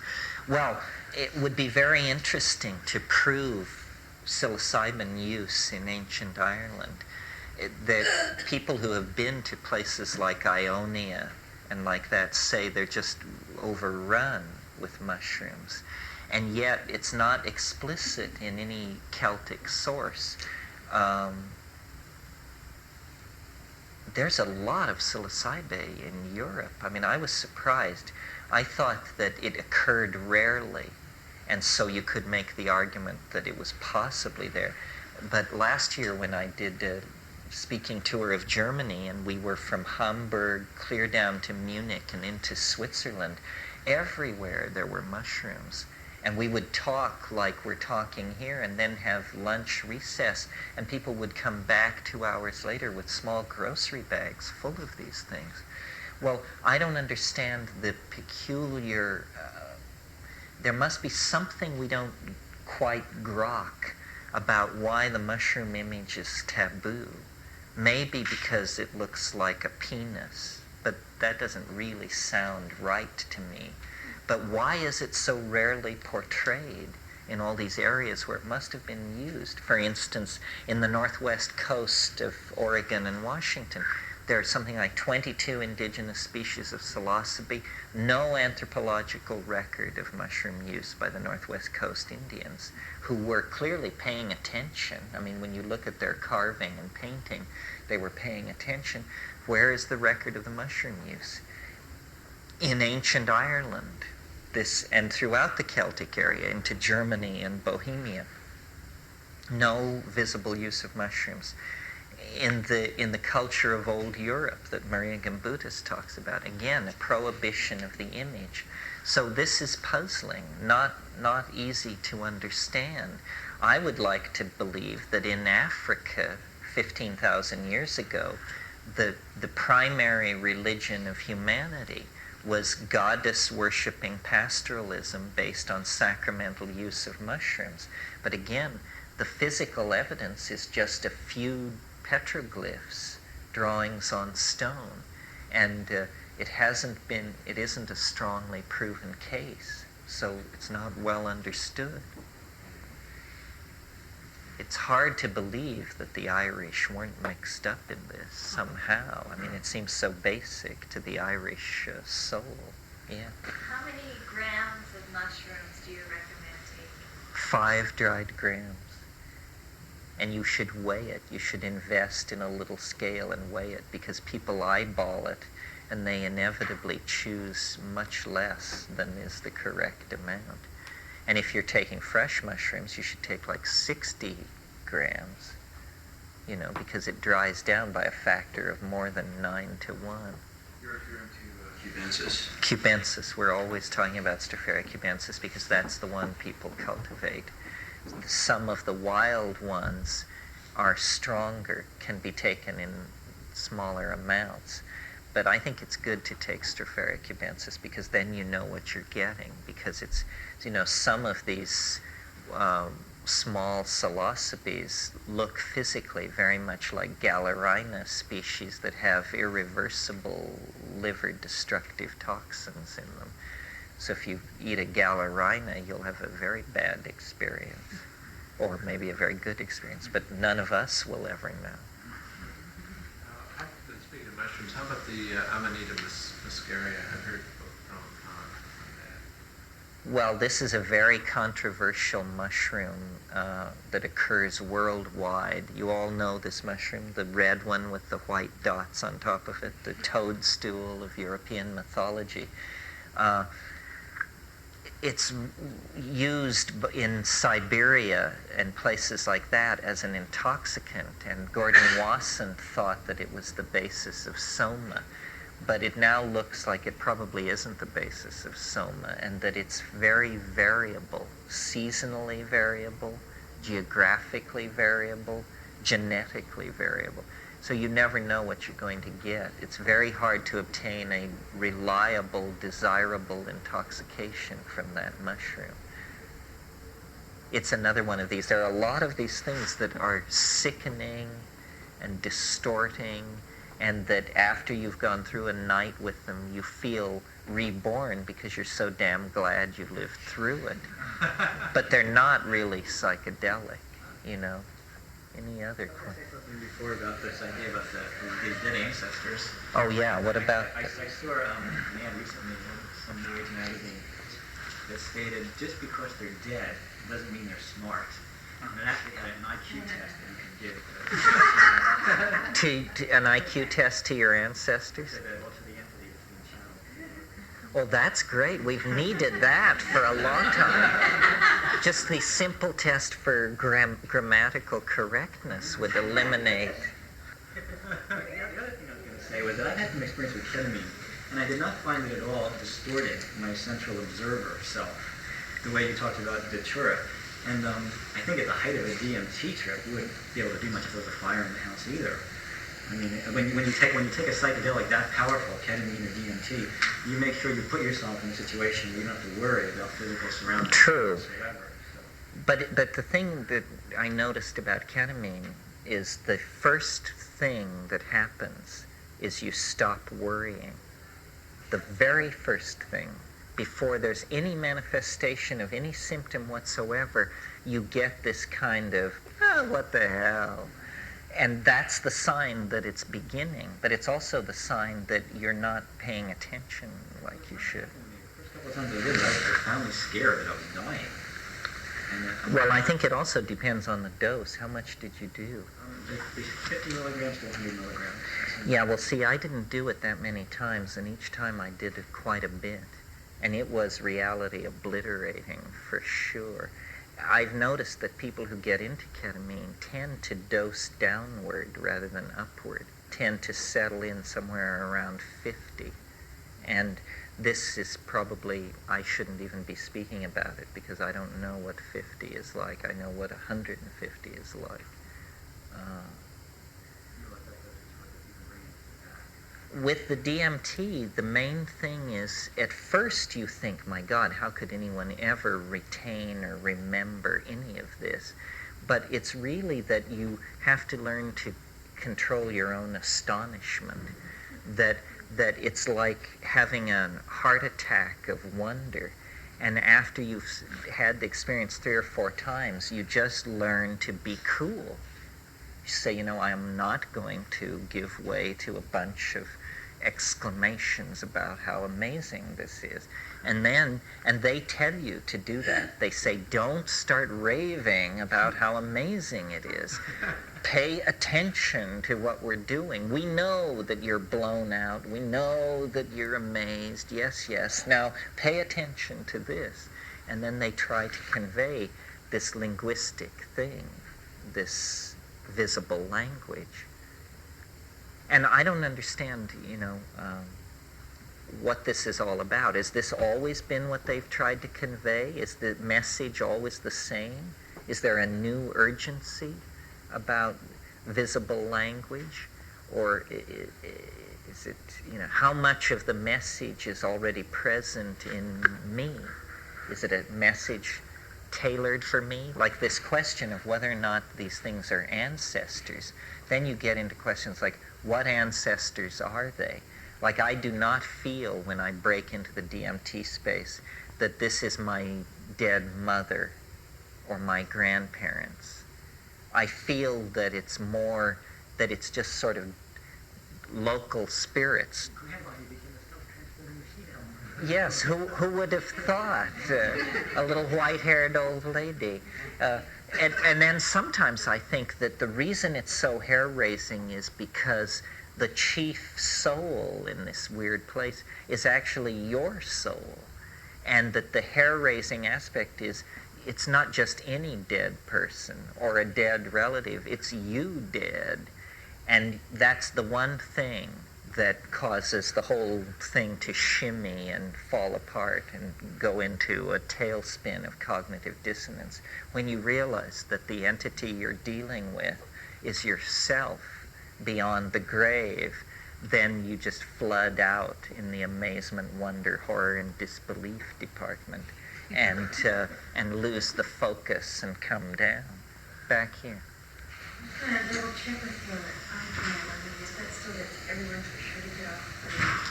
There's different weights, there's different genders, and Yes. I know some very small people. Who seems like a lot. Well, 5 grams is what I think would destroy most of the resistances of a 145-pound person. A person who weighed 90 pounds could take far less. But a person who weighed 90 pounds who took 5 grams should be in no physical danger. You can play with it. But at higher doses, it gets stranger and stranger and stranger and stranger. I mean, anything above 8, you're definitely a pioneer as far as I'm concerned. But it's a good point. If you weigh 90 pounds, you maybe don't want to chow down on 5 grams right on the get-go. But the key is to do more rather than less, because otherwise you can miss the point, Did you say something about that? Because I know I've had numerous trips on different substances where I felt like I took too little and it was almost more horrifying than if I just knocked myself over. Yeah, well, I think where the trouble comes is in the subthreshold doses, where you're neither fish nor fowl, and you're thrashing around in it, and you get into these loops of psychological, abrasive psychological self-examination and stuff like that. And what you want to do is you just want to blast through all that. It's hard. Can you sing through that? Yeah, you can sing through that's that. one of the things that you use to sing through to get Uh-huh. rid of that. Yeah. Singing and cannabis are my techniques, and together I seem to be able to move it around. This concludes Side A.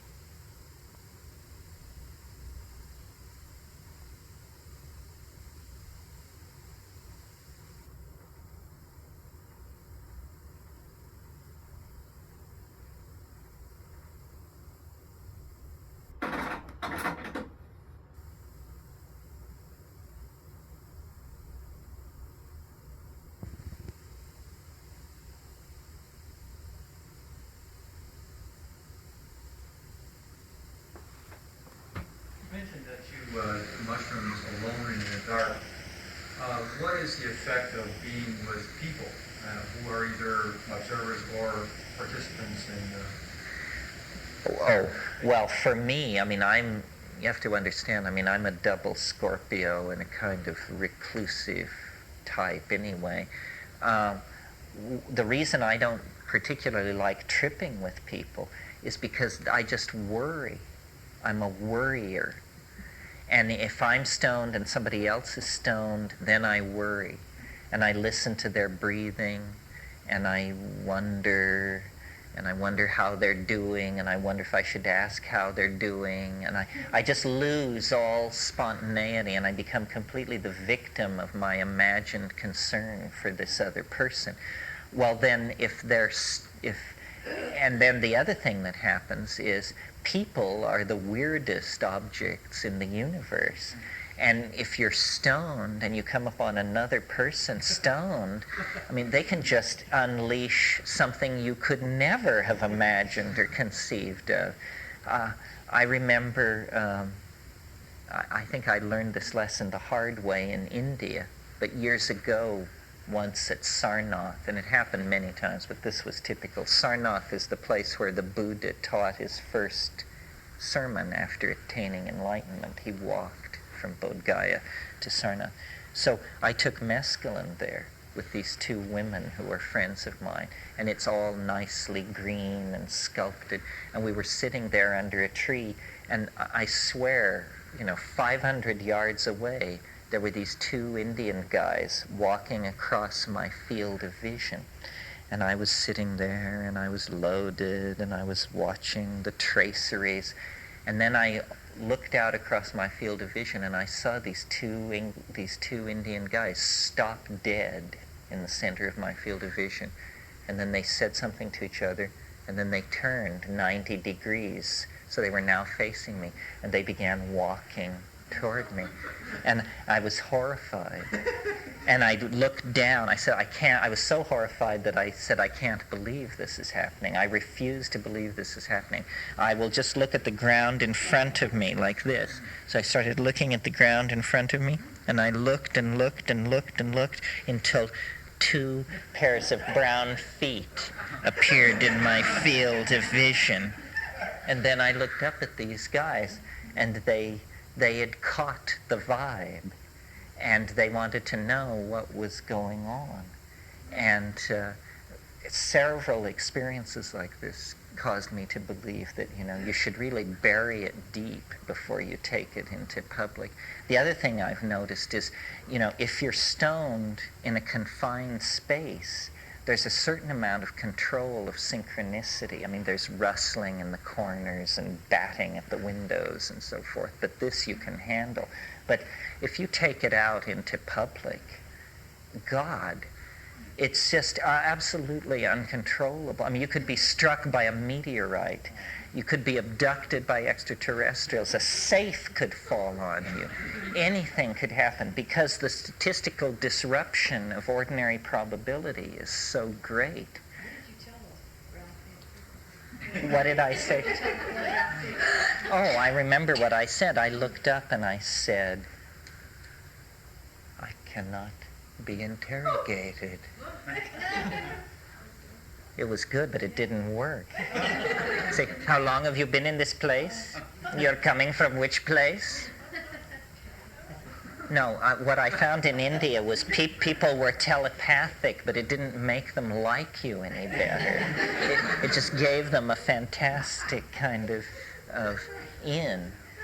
But I think group psychedelic taking is very promising, and people who can do it, groups that can do it and stick with it over years, log amazing experiences. But it's very hard, because what immediately emerges if you have a group of people doing this stuff is it will veer off in some weird direction. One person will get a quote-unquote funny idea, and then the funny idea, everybody polarizes for and against the funny idea.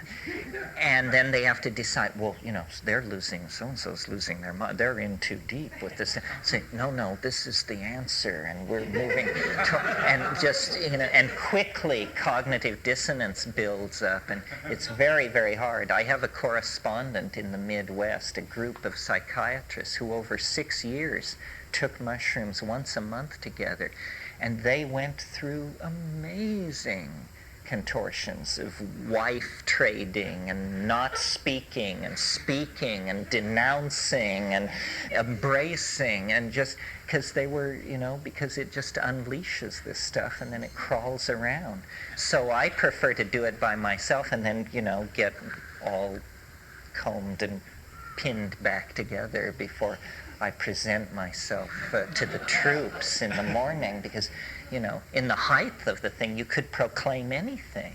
Terence, do you think it's possible for a group of people who've been fairly experienced with psychedelics to get together wanting to do this very wonderful group work, telepathic thing, and to create what they think, at least to try to anticipate what might be things that would pull it apart, that would unplug one?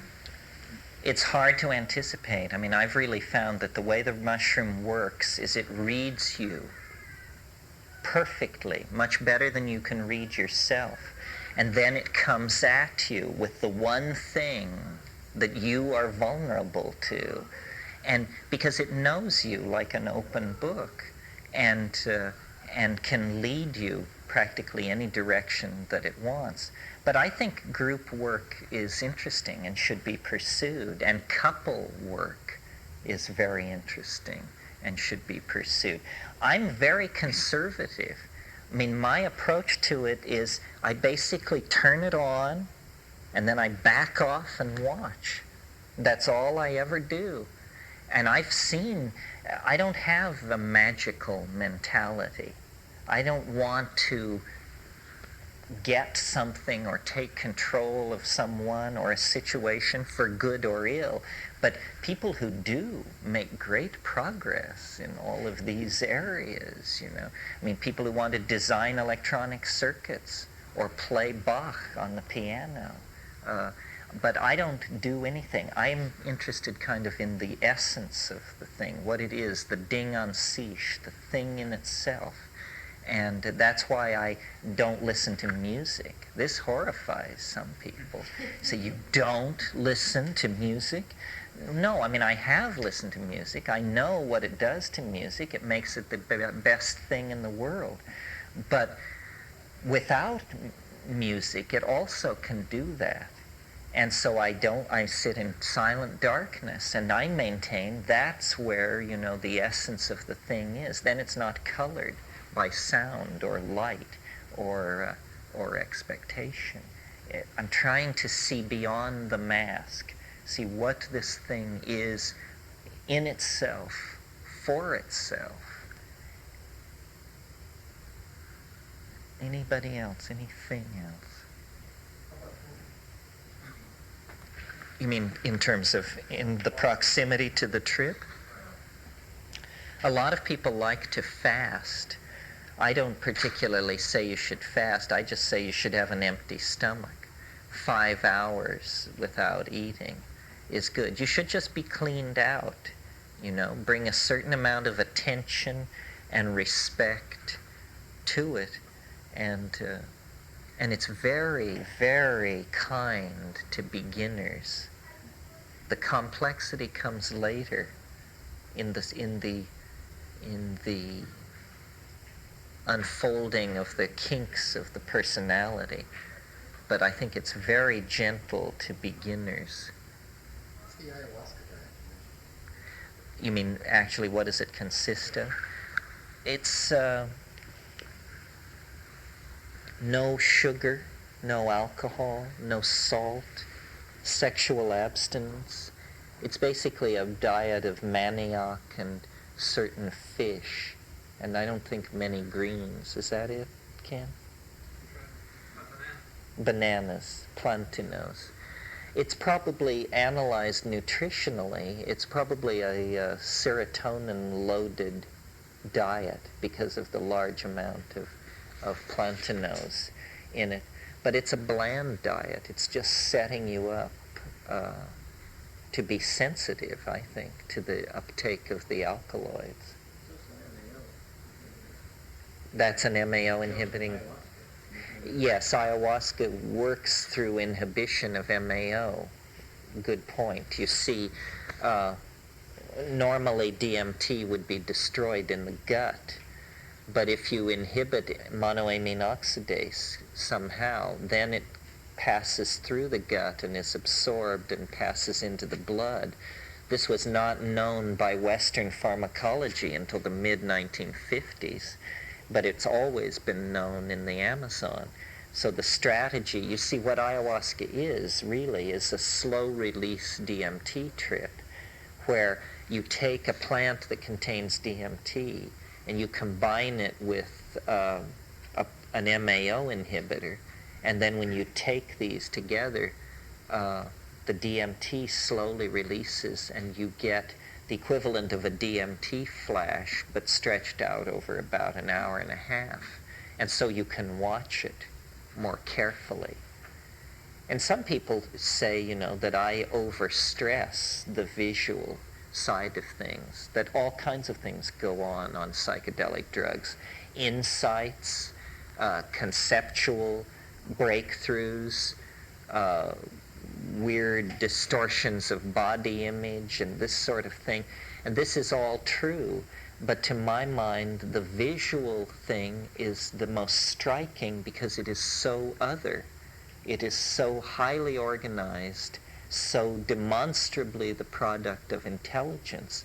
I mean, it's not a feeling, some weird feeling, nausea or subthreshold poisoning or all of these things. These are feelings, but it's simply the release of understanding and somehow visually processed understanding. Ken? In addition to the other three possibilities, the souls of the dead and extraterrestrial, would you entertain the idea that what we're seeing might be simply constructs from the subconscious? Yes, well, that's the other possibility. Carl Jung had this wonderful phrase in talking about elves and fairies, and he said, autonomous psychic components escape from the ego's control and present themselves as independent beings. Well, that's just a description of a pretty twisted around state of mind. It's the idea, that you see the self in the mirror, and then you bring the mirror down and shatter it, and suddenly there are hundreds of selves.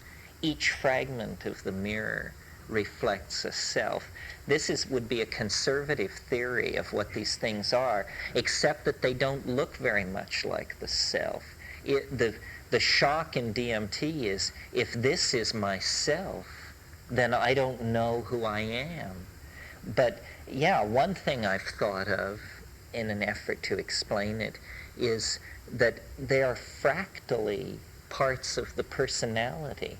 That an elf is, you put 10 elves together and you have a personality, or something like that. And so these elves are literally autonomous psychic components that have broken free from the control of the ego. We say we've fallen to pieces, always talking about the psychedelic as a boundary dissolver. Well, maybe what happens when you smoke DMT is the boundary dissolves so quickly that you can say of the situation, that's me all over, because you're literally bouncing off the walls and visible to yourself. The illusion that you are stitched together within a body has been shattered, and your several or multiple personality components are jumping around the room. I think the most extreme case of that I ever saw was once I used to smoke. I don't recommend this, but in my vanished youth, I used to smoke DMT. And I smoked the DMT, and it was wild. It went on for a long, long time and was very intense anyway. And suddenly, right in the middle of this trip, this woman came back from Easter vacation, came charging up onto the front porch of this house and threw open the front door and ran into my bedroom door and started beating on my door furiously. Well, being a double Scorpio and secretive anyway, I just was like, had a heart attack. And I jumped off the bed, right out of this DMT flash. I jumped out and I landed on my feet in the middle of this room, and something about moving so suddenly had like shattered the distinction between the two continua, and I carried it all into the room with me. And so the room was then filled with elves, and they were hanging off my arms and spinning me around, and there was this geometric object in the room that was spinning and clicking, and every time it would click, it would hurl a plastic chit across the room that had a letter in an alien language written on it. And these elves were screaming and bouncing off the walls. This machine was spinning in the air. These chits were ricocheting off the walls. And I was trying to deal with Rosemary in the middle of this. And, it was a too muchness. It was a case of seeing too deeply into it. And you have, too many of those stacked up, and then you become reluctant. And this is why I'm very cautious with it. The notion of having enough chutzpah or will or something to want to try and use this stuff, I can hardly imagine using it. I mean, every time I encounter it, my wish is to not be destroyed by it. And the idea of using it for anything just seems like blasphemy, and probably is blasphemy. It's probably a good way to get cut down to size. Yeah.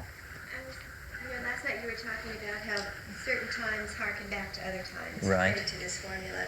And in the beginning of this weekend, you were talking about the ARCHAIC revival we're going towards or through. And I thought you were talking about going back to the time of that city in Turkey, that 30,000 years. Çatalhöyük,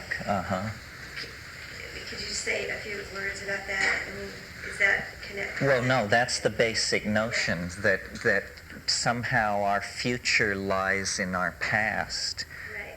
And shamanism, well, the particular past that I wanted to concentrate on was this period of time after the melting of the last glacier 20,000 years ago, and for the 10,000 years following that, when there were pastoral populations in Africa and leaving Africa that had developed this ecological balance and this shamanic doorway to nature. See, at every, the computer isn't here, but at every glaciation,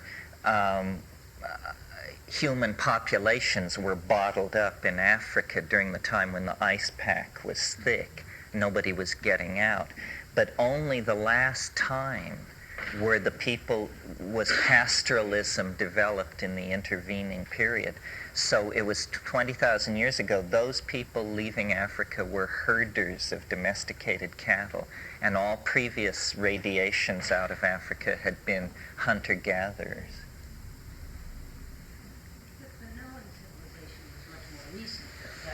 Yeah, the Minoan civilization, Çatalhöyük ended in 6500 BC.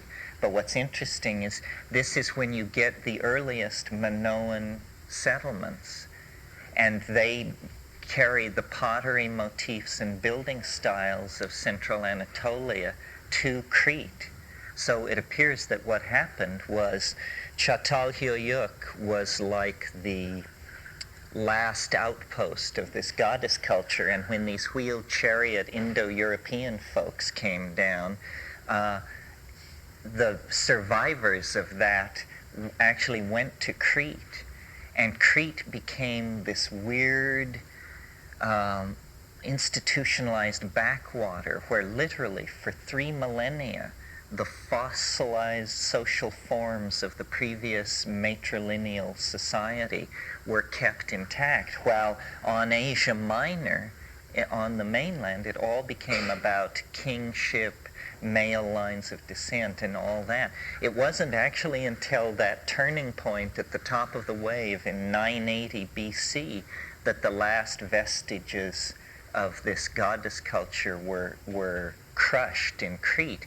And even then, you see the strain of deep psychedelic mysticism that enters Greek religion is all imported from Crete. The northern Thracian strain in Greek religion is rational and airy and oriented toward physical space, but out of Crete came, rites 3,000, 4,000, 5,000 years old, and it was always said, even up until classical times, that the rites that were celebrated in secret at Eleusis were celebrated openly at Heracleion and at Gnosis. So that's the connection.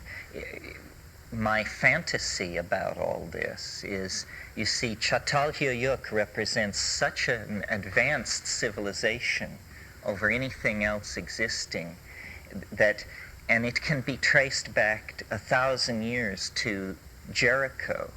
The people who built Jericho built a round tower there that was the absolute glory of the engineering world of 8,000 BC. And it was a grain storage tower. But then these Jericho people, it's hard to trace where they came from. What I think happened is that when you look at the stratigraphy of the Nile Valley, you discovered that actually there weren't people in the Nile Valley much before 10,500 BC.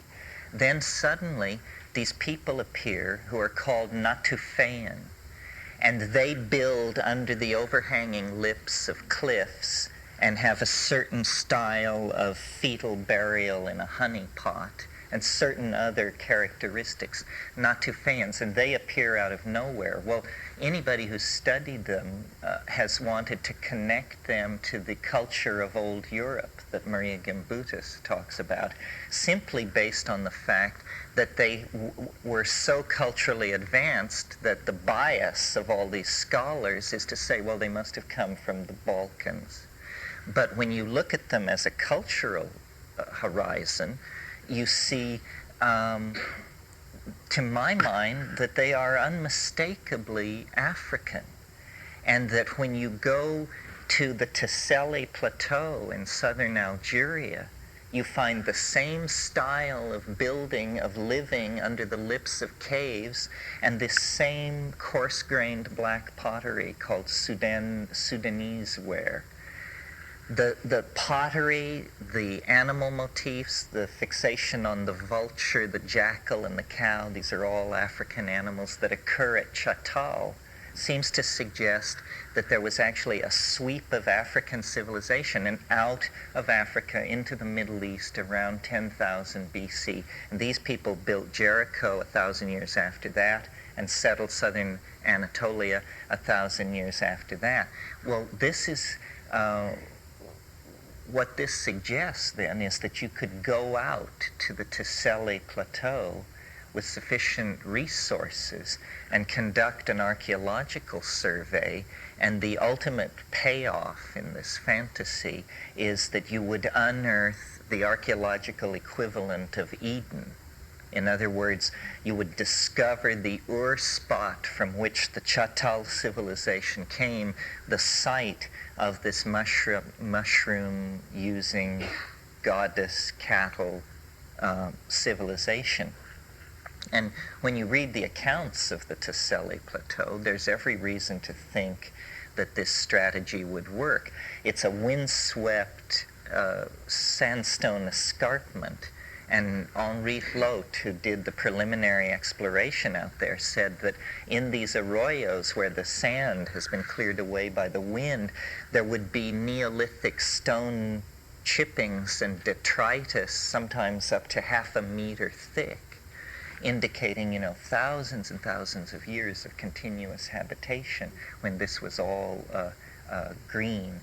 There is an enormous unexcavated tell out there that has never been dated, that is just carried on the archaeological surveys as presumed pre-Islamic. It's enormous. So digging out there might be a very useful thing to do. It's from that area that we get these 9,000-year-old images of shamans with mushrooms sprouting out of their bodies, shamans carrying mushrooms over their heads and running in long chains with strange geometric motifs trailing along beside them. So it would be a kind of recovery.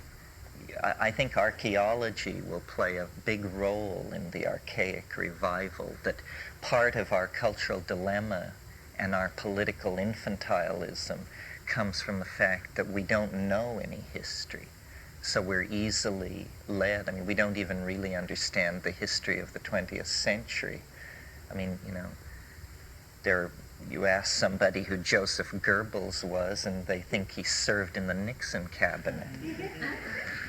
I mean, and so hardly to speak of who was Suleiman the Magnificent and just exactly what was Frederick Barbarossa's role in European history and so forth and so on. But recovering this is like waking up, gaining control. And I said yesterday, it's only been 1,500 generations of people that have walked us into this dilemma. But the archaic revival is a huge paradigm shift. You can imagine, remember the example I gave about the shift from the Renaissance, from the medieval to the Renaissance, which really was a giving up of the universal power of the church, the philosophical certitude of giving your allegiance to the Holy Father in Rome, and setting out into the pure existential universe. I mean, Marcello Ficino said man is to be the measure of all things. Well, this sounds like old hat in 1990, but in 1480, this was such a dizzying notion that it can hardly be imagined. Giordano Bruno went to the stake, was burned at the stake for insisting that the universe was infinite in all directions. He said, no, the stars and planets go on to infinity. And they just said, this is off the wall. Only a demon could inspire a thought like this. But the transition that we're asked to make, that was a transition, you see, from the certitude of dogma to secular existentialism. The transition that we're being asked to make is somewhat similar, but to my mind, deeper, more challenging, more profound. It's the shift from scientific certitude to a complete embracing of non-closure, to actually begin. It's a kind of maturity. What we're being asked to do is to grow up and realize that, there ain't no free lunch. There aren't always happy endings. Not every story ends with the German Shepherd running in and licking Grandpa's face and everybody laughing, and so forth and so on. Hard truths. And this lack of closure thing, I mean, I feel it in myself. And I assume, that ontogeny recapitulates and so forth, so that, the struggle to become a real human being is the struggle to give up having it actually make any sense, ultimately. Where I think it was, of all people, Robert Frost who said, the secret of a happy life is learning to enjoy people you don't approve of. Well, there's something, what that means is you're surrendering to life. You're just saying, it's bigger than I am. I may not like drag queens, but there they are, and I should get used to it. I should make the adjustment. This kind of thing. In other words, recognizing the complexity of the situation. And science has been like a centuries-long bender to exorcise precisely this kind of uncertainty from life. And, to reduce it all to atoms blindly running under the control of mathematically describable fields of force. The problem is, all the higher order phenomena, sociological, political, aesthetic, human organizational, got shoved off to one side and just sort of festered there for a long time while technology perfected itself, mass production, mass media, information transfer, but the human dimension lagged. And now there is this tremendous imbalance between the technological descriptive power of the culture and its moral and ethical power to direct itself toward any kind of rational goal. Well, when this happens in a society or even in a personality, you can sort of make a Jungian model of this, you get what's called compensatory phenomena, or at least that's what it used to be called, means eruptions of material from the unconscious that is organized and constellated like a message, like an attention-claiming thing. In a personality, it ruptures as a symptom. It may be an attention-getting symptom to then bring other people into the caregiving loop, or something like that. In a society like our own, a scientific society, it takes the form of the irrational appearing in strange forms. A good example of this in the past is the birth of Christianity in the center of the late Roman Empire, or the early Middle Roman Empire. Where, the people who were administering the world at that time were Romans educated by Greeks who were Epicurean atomists, not Platonists, not followers of Heraclitus or Pythagoras or any of the flashy folks we're into. They were Democritean atomists, rationalists, materialists, would have been very comfortable in a modern chemical engineering company. And they could not conceive that the irrational could hold any threat to their world. Meanwhile, they had dark-skinned servants in the kitchens and in the gardens, Jews, Greeks, Phoenicians, people brought from the Eastern Mediterranean. And among these people, specifically the Jews, this rumor began to tear loose about a Galilean politician who had somehow tweaked the Romans and then risen from the dead. Well, any Roman administrator listening to his illiterate cook or gardener babble out this story would just, think, these folks is getting stranger every day. But what was actually happening, was a message was being enunciated which within 50 years would be hammering at the gate, well, make it 90 years, would be hammering at the gates of Rome with all the power of an invading army.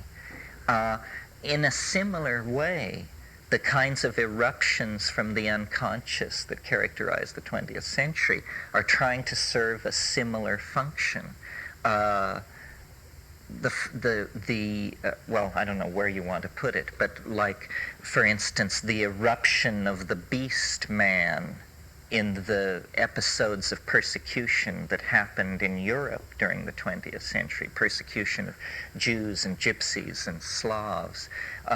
This, was tremendously shocking to the sensibilities of so-called civilized people, because people said, my God, we thought that ended with Frederick Barbarossa, or we thought that ended with Nero. How can 20th century people, the neatly clipped and manicured cities of prosperous intellectual Germany, how could it spawn a thing like this? Well, the answers are complex and multi-leveled, but from a very broad perspective, what is happening is the unconscious is erupting into history, leaping onto the stage of history, claiming the undivided attention of people in a way that surrealism, which was a limp-wristed artistic movement by comparison to fascism, never could.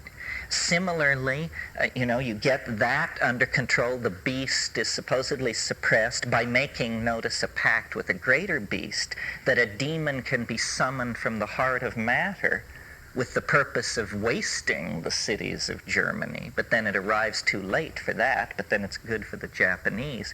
So it's this opera about how evil begets greater evil, and people are reaching for ever greater weapons.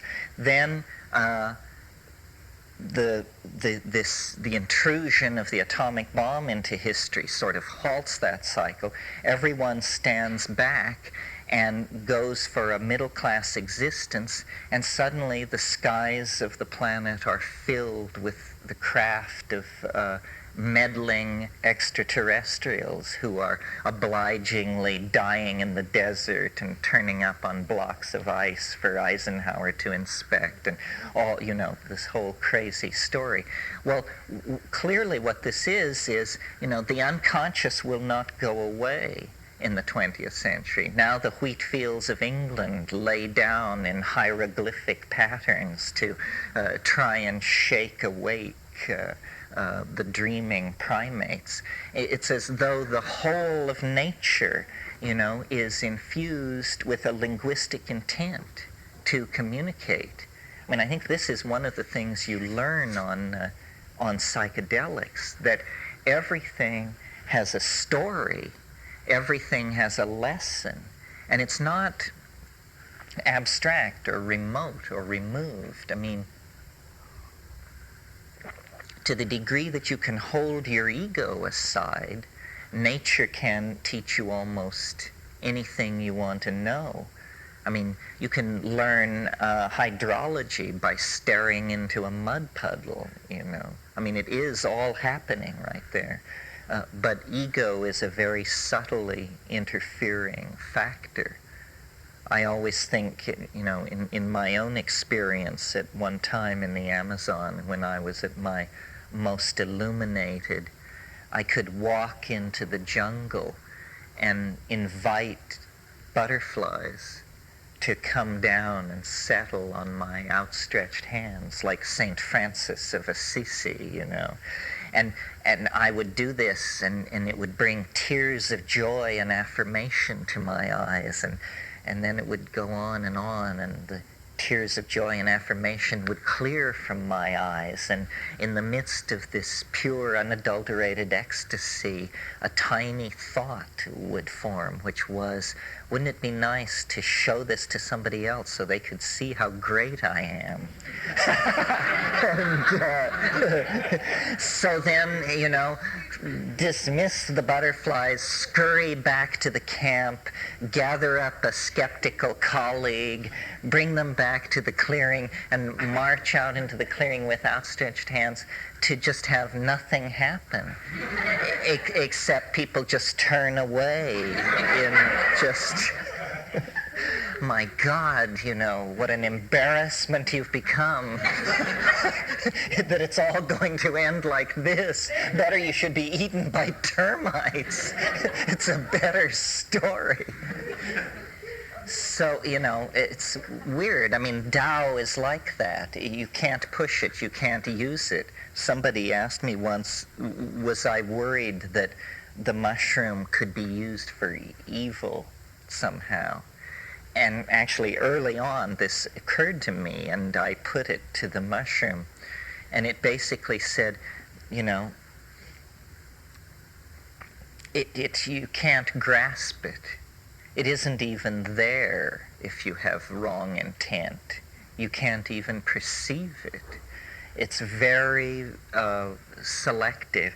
And it must be so, because one of the puzzles for me, being in the communication business, is how it spreads, how the tree of information spreads, where it's tolerated, where it's repressed, where it's embraced. It's very interesting. You may have noticed mushrooms get extraordinary good press, or none at all. Even in the height of drug war hysteria, the image of mushrooms is largely neutral, unformed in any direction, otherwise viewed as rather comical, harmless, humorous. It is somehow hardwired into our consciousness, connected into an archetype that we are inherently friendly toward as primates. Probably this has to do with this deep food programming that went on for a long, long time. We literally cannot bite the hand that feeds us. So we have a kind of intellectual blind spot to this.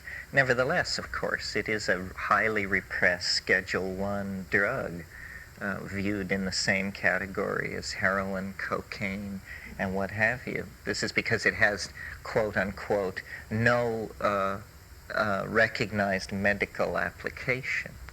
I don't know. It depends on what you think of as mental health. I would argue that it's an enzyme for the imagination, without which, as the sign says on the blackboard, you're not yourself. I don't know who wrote that up there, but they must have heard an old tape of mine. This was a graffiti on a wall in Cali, in Colombia. Without this, you are not yourself. Elf, the self. Please continue to tape 5.